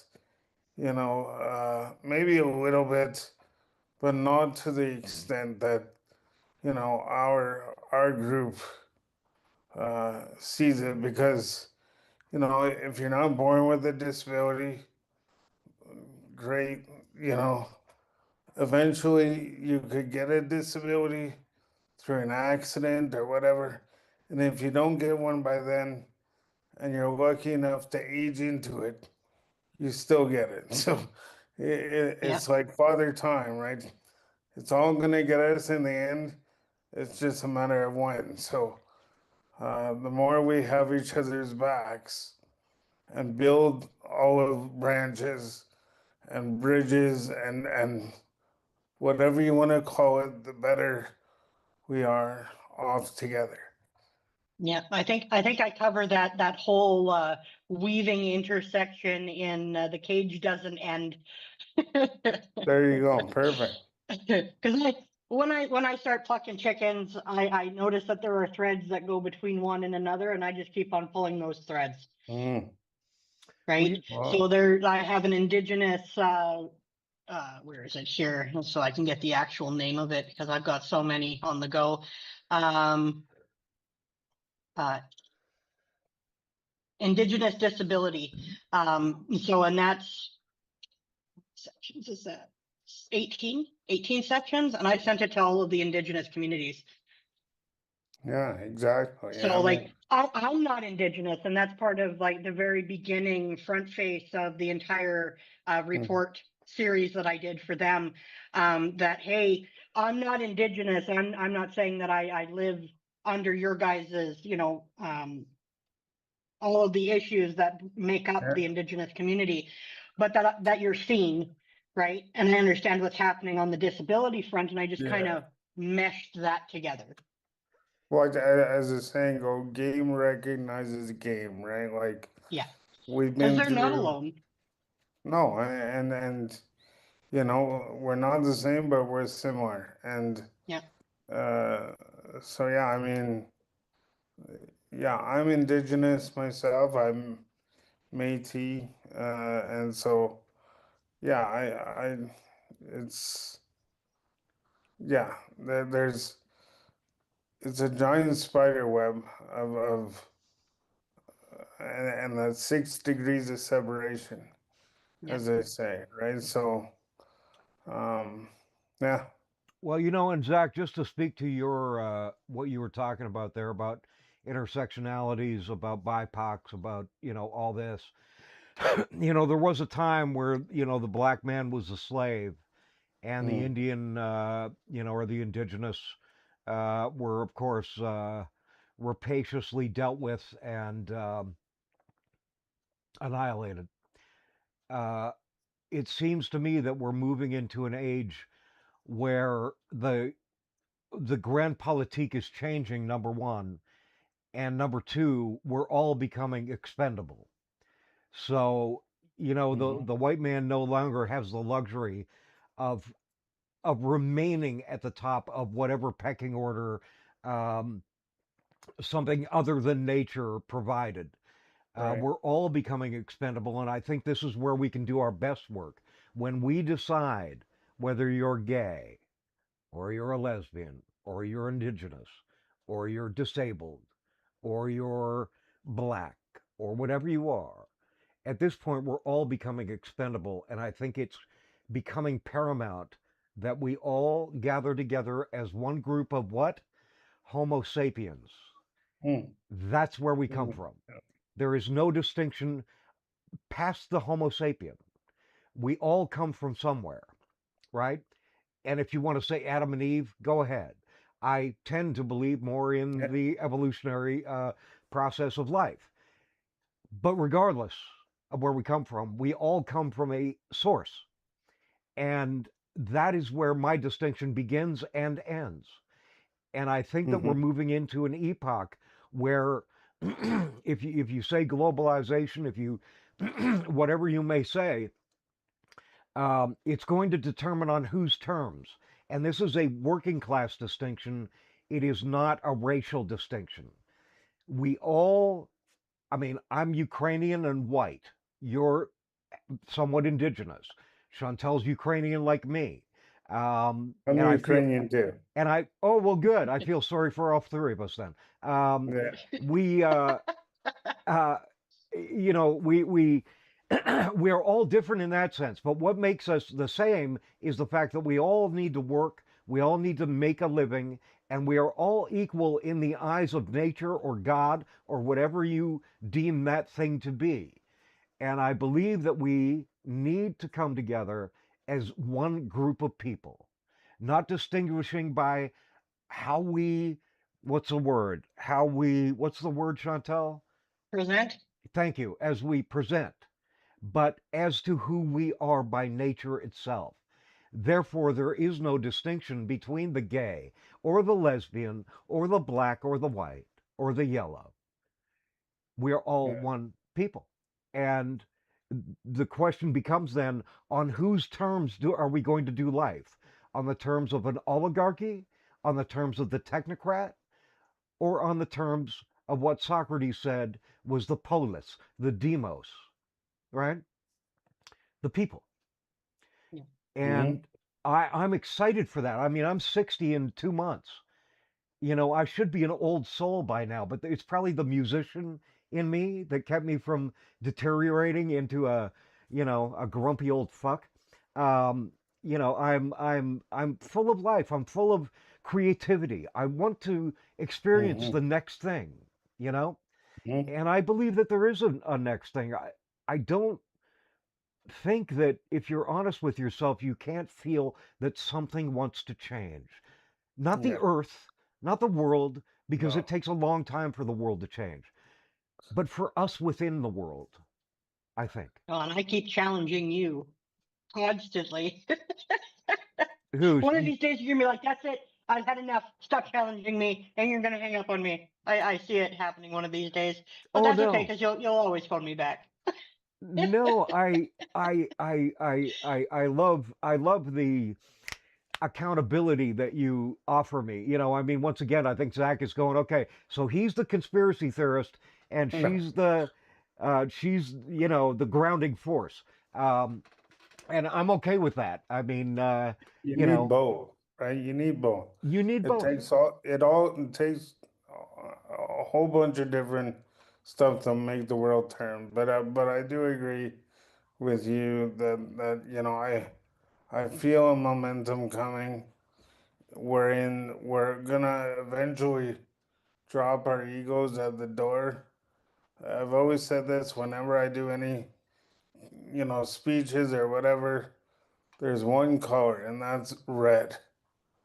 And other than that, even if it wasn't red, I'd probably be okay with that. All right. As long as you're a good person. To your point, Gavin, like as long as we view things from a human standpoint, we're gonna be okay. We're going to be But okay. as soon as money gets in the way, as soon as power gets in the way, as soon as popularity gets in the way, as soon as personal ego gets in the way, then you're screwed. Yeah. It circles back to yours and I's and Chantal's story about our epiphanies, right? Like Yes. we had to shed what was in our way before we can move forward. Right. Right. And I've often said that I don't want to live in a world you know, where Paul McCartney is worth $1 billion and I'm worth nothing. I think that there is a metric that works. I think there's an actual mathematical number that can work for every human being, and that we Mm-hmm. can all, you know, once again, I mean, we all look at the Brad Pitts and the Britney Spears and the, Janis Joplins and the whoever's, right?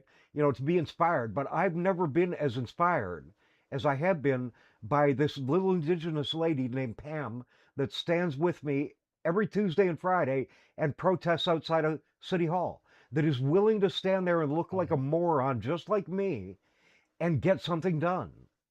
Mm-hmm. And that is such a beautiful, like that's more beautiful than standing in a room of 1,000 privileged people. Yeah. Well, I mean, you've seen both sides of it, right? Like, everybody wants to live that lifestyle until you're in it. Till you're there, buddy. Yeah, and you go, this is it. This is what everybody clamors for and begs, borrows, steals, and stabs each other in the back for to pretend to be friends and clap for people that you hate, right? Like, I mean, not everyone, but I mean, I see it at a local level too, right? Like it's who's who in the zoo. Yeah. That's what I'll say. Yeah. And my heroes, now are Pam and Chantal. Mm-hmm. They're not those people that are seemingly untouchable. And most of the people that I've met that are like that are worse, ostensibly musicians, and certainly more compromised than anyone I've ever known on AISH and any musician I know in Calgary. The musicians in Calgary and Edmonton and in our own geography, like you said, local, Mm-hmm. are some of the world's finest musicians and some of the finest people. But for some reason, we always have to be looking over there. You know, Christ said it. He said, a prophet is worthy saving his hometown. And I believe that we are coming back to local again. I really do. That we will start praising the Zachary Weeks and the Chantal. Sorry, Chantal, I forget your last name. Trepanier. Oh, right, right. These are the people. Yeah. Sesame Street said it very well. These are the people in your neighborhood, right? And I'm blessed to know a guy like you. Yeah, no, I think we I'm all are. Yeah. I'm blessed to know people like you, and I mean, one thing I pride myself is saying what I mean and meaning what I say. Uh, you know, and authenticity is one out the window. We see everybody on their Instagrams with their filters and their, hey guys, you know, I just stopped at the local Starbucks, and that's great. Good for you. Like, if that's what fills your cup, no pun intended, keep rolling, baby. But like, that's not real life, bro. You know, like, I think, and to your point about going local, a great example of that is, you know, all these motions coming forward from different city councils on pausing ADAP, right? Like, that's not a me thing, right? Like, yeah, maybe I can like try and get something going, right? But it takes a village to get it done, and it takes tireless work till 4 a.m. doing accessibility stuff, whatever it is, so that more people are empowered with knowledge. And when they know what's happening, then they can unite against what's right and wrong, whatever that is. I think Pam said that exact same thing in the chat. You know that it takes a village, and it really does. And I believe that if we're going to globalize, we're going to have to contract first. We're going to have to come back to a closer geography and a more meaningful coexistence with each other, a closer knit communal atmosphere. I don't mean Hutterite. I don't mean, you know, anything weird. Not that the Hutterites are weird. God bless you if you're a Hutterite out there. We love you. Keep going. They Do have you? good chickens. Yeah. Amen, brother. But, you know, I believe that we have to come back to our humanity again. And the only way we're going to do that is in proximity to each other. Mm-hmm. Yeah. And Gradually rebuilding those communities and that village little by little. And a big ass piece of humble pie. Of humble pie. Yeah. That's right. A la mode, please. Brother, I don't want to keep you all night, but it has been such a blessing having you on here. And I don't mean that in the religious sense. I just mean that in the purely totally. human sense. You're a great dude, man, that's done a lot of work, and it's a pleasure talking to you. Yeah, and I follow his work too. I follow your work constantly.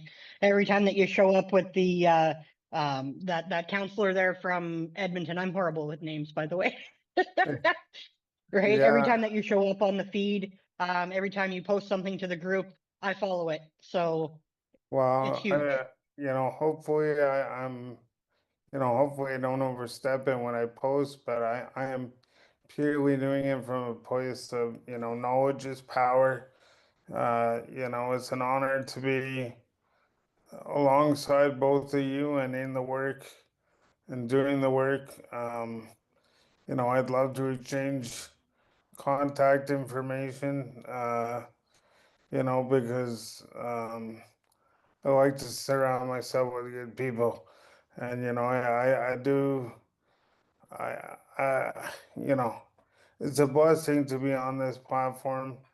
And even if one little comment that any of us said today helps a person out through a rough day or a good day or any day, or maybe it teaches them something or gives them food for thought, then it's a good day. And that's what I love about it, and I love the people that I represent, and you know, I love everyone.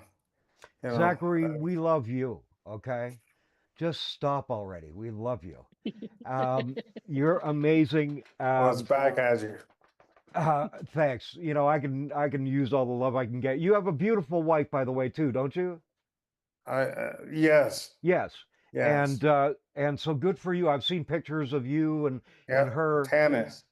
Right, Tanis, is it? Yep. And what a beautiful couple you make. Thank you. She's my world, and you know what? She puts up with a lot of shit. I'm I'll sure tell she. you that. Oh yeah. I mean, Um, but you got something there, and that's so beautiful, especially um, seemingly supportive mhm. and probably necessary for everything you're doing. You know. Yeah, no, Well, everybody needs a sounding board.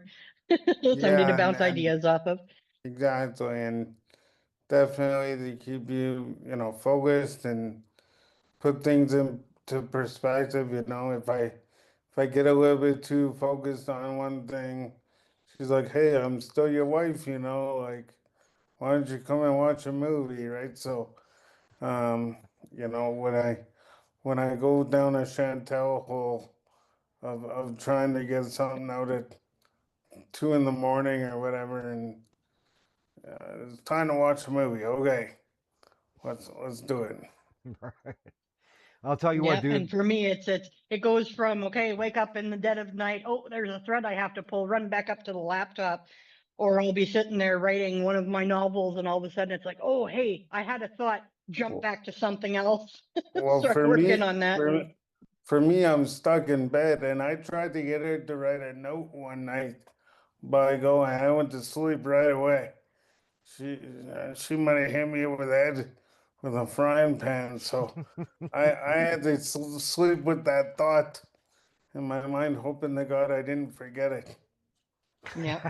Oh, I have so many notes in my notepad on my phone. It's not even funny. There's been times where I wake up my phone and it's like, okay, audio record. All right, this is my idea. Let's run with it. There you go. Well, if we could all be so lucky as to get hit over the head with a frying pan, I mean, we'd have it made. Come on. Yeah, just not Exactly. cast iron, please. That would hurt. Yeah. Have you seen my intro, Zach? No. The intro to the show.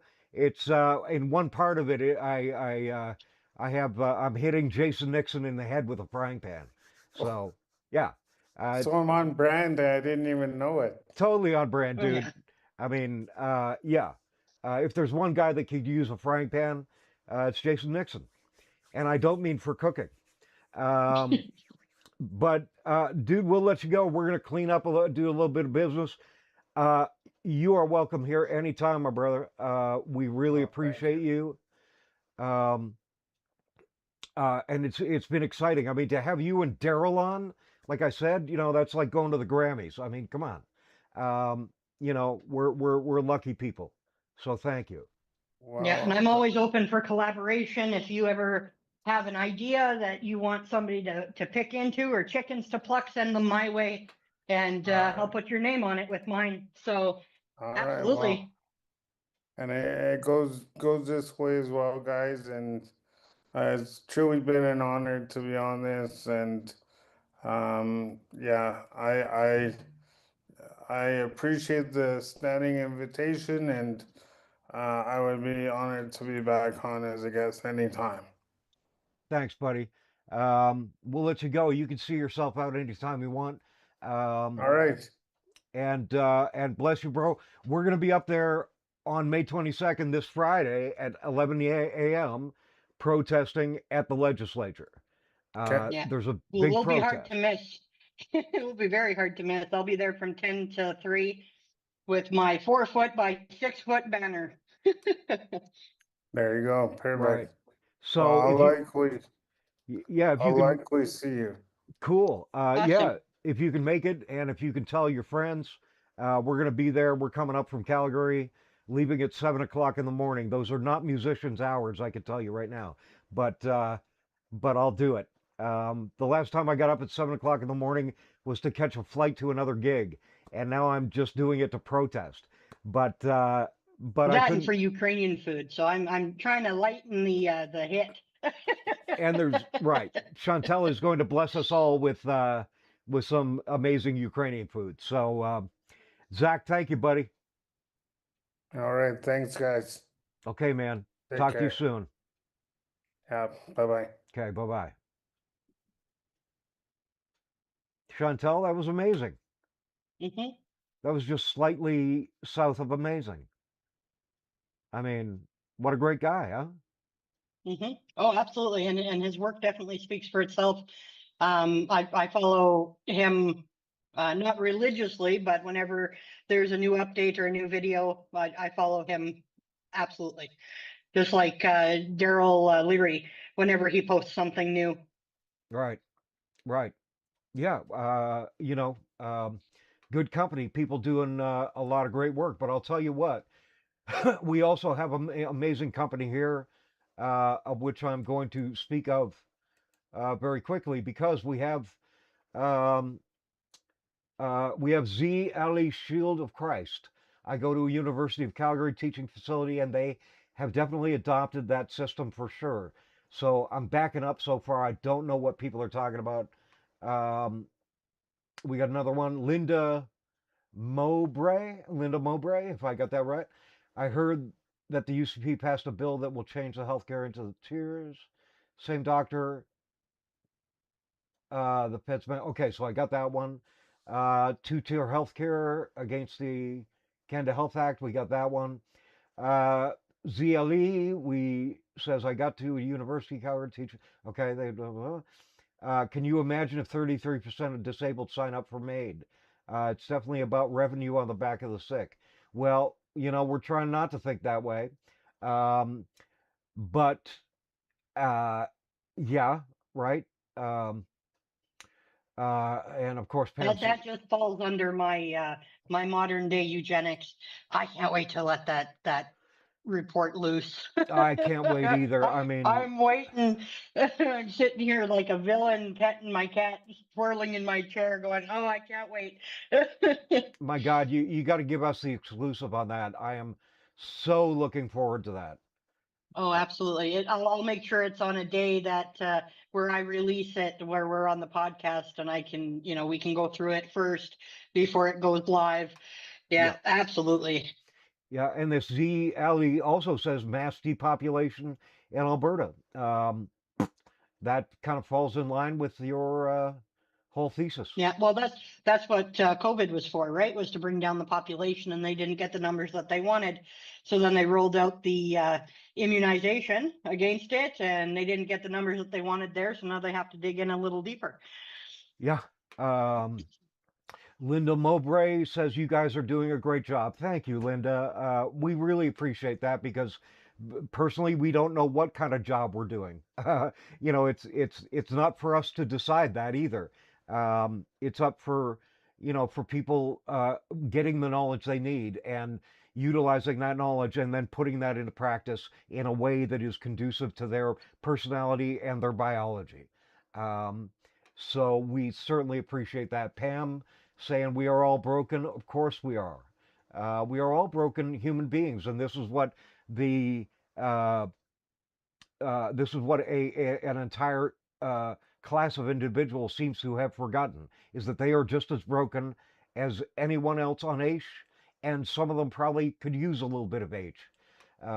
George Black pops in. George Black, the guy hosting the protest on Friday. AISH is tough, but ADAP is tougher. How can we not agree with you?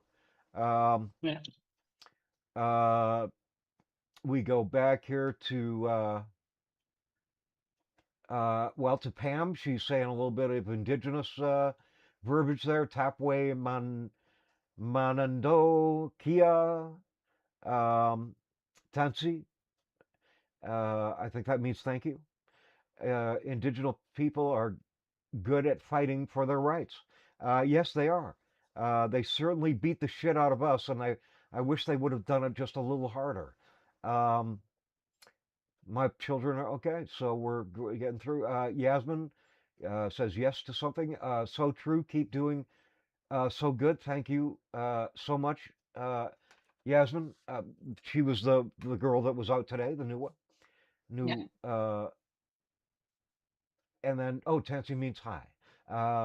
Linda says Tansy means hi. Thank you, Linda. I'm not that up on my indigenous language, and I wish I knew a little bit more of that.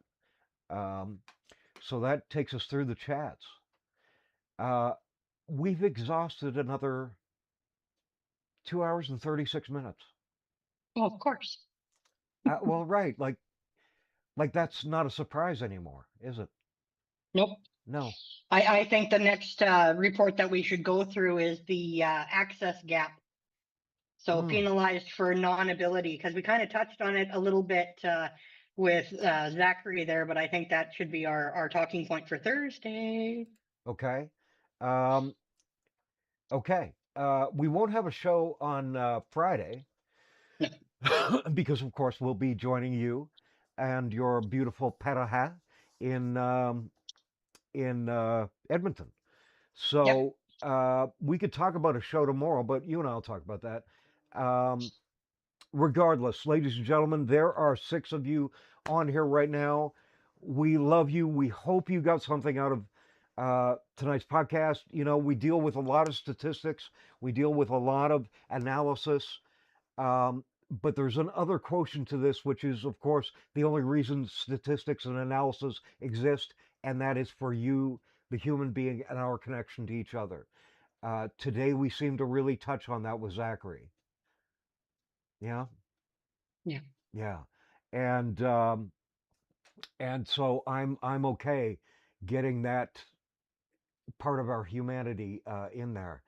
I'm kind of tempted to ask Zachary if he wants some of the cards to distribute in his neck of Edmonton. Well, he should, because Well, I'm bringing a whole bunch with me on Friday, so anybody that wants to be a card carrier to get the information out and information circulating about the app, about the Facebook group, about the podcast, because the podcast is embedded in the app. Yeah, we'll be there, and you won't miss us. Yeah, and it's like Zachary said, knowledge is power, and but he left out the second part. Knowledge is power, and power is change. Yeah. And that's what it is. What a blessing of a dude, man. What a great guy. We've, you know, once again, we've had the greatest guests. We had Meme Jen on, or we'll just call her Jen. We had Zach today. We've had Daryl. You know, just fabulous people doing a lot of work, but they're just AISH recipients and human beings doing a job. That's all they are. And it's not a job that they're getting paid for. It's not a job that they're, you know, that they went out to 7-Eleven to get. This is the job of humanity, and this is the job right now of 80,000 people.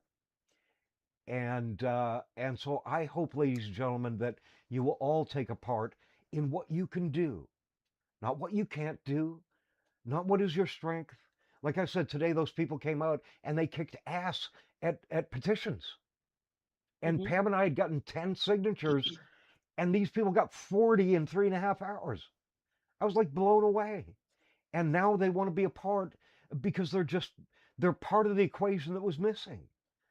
And there are 80,000 parts of this equation missing at the moment. And so that's, like Forrest Gump, all I have to say about that. Yeah. Are you good, Chantal? Absolutely. Yeah. Okay. Well, we'll sign off. Ladies and gentlemen, we love you. We think the world of you. And that's why we do what we do. And we would love to see you doing it in your own special way. So bless you. We'll probably be back on Thursday. Well, we will be back on Thursday. No doubt about it. 3 p.m. Okay? Pam and I will send out the invites. So much love. Stay out there, stay strong, and thank you, ladies and gentlemen. And at that, because I'm bad at saying goodbye, I will say,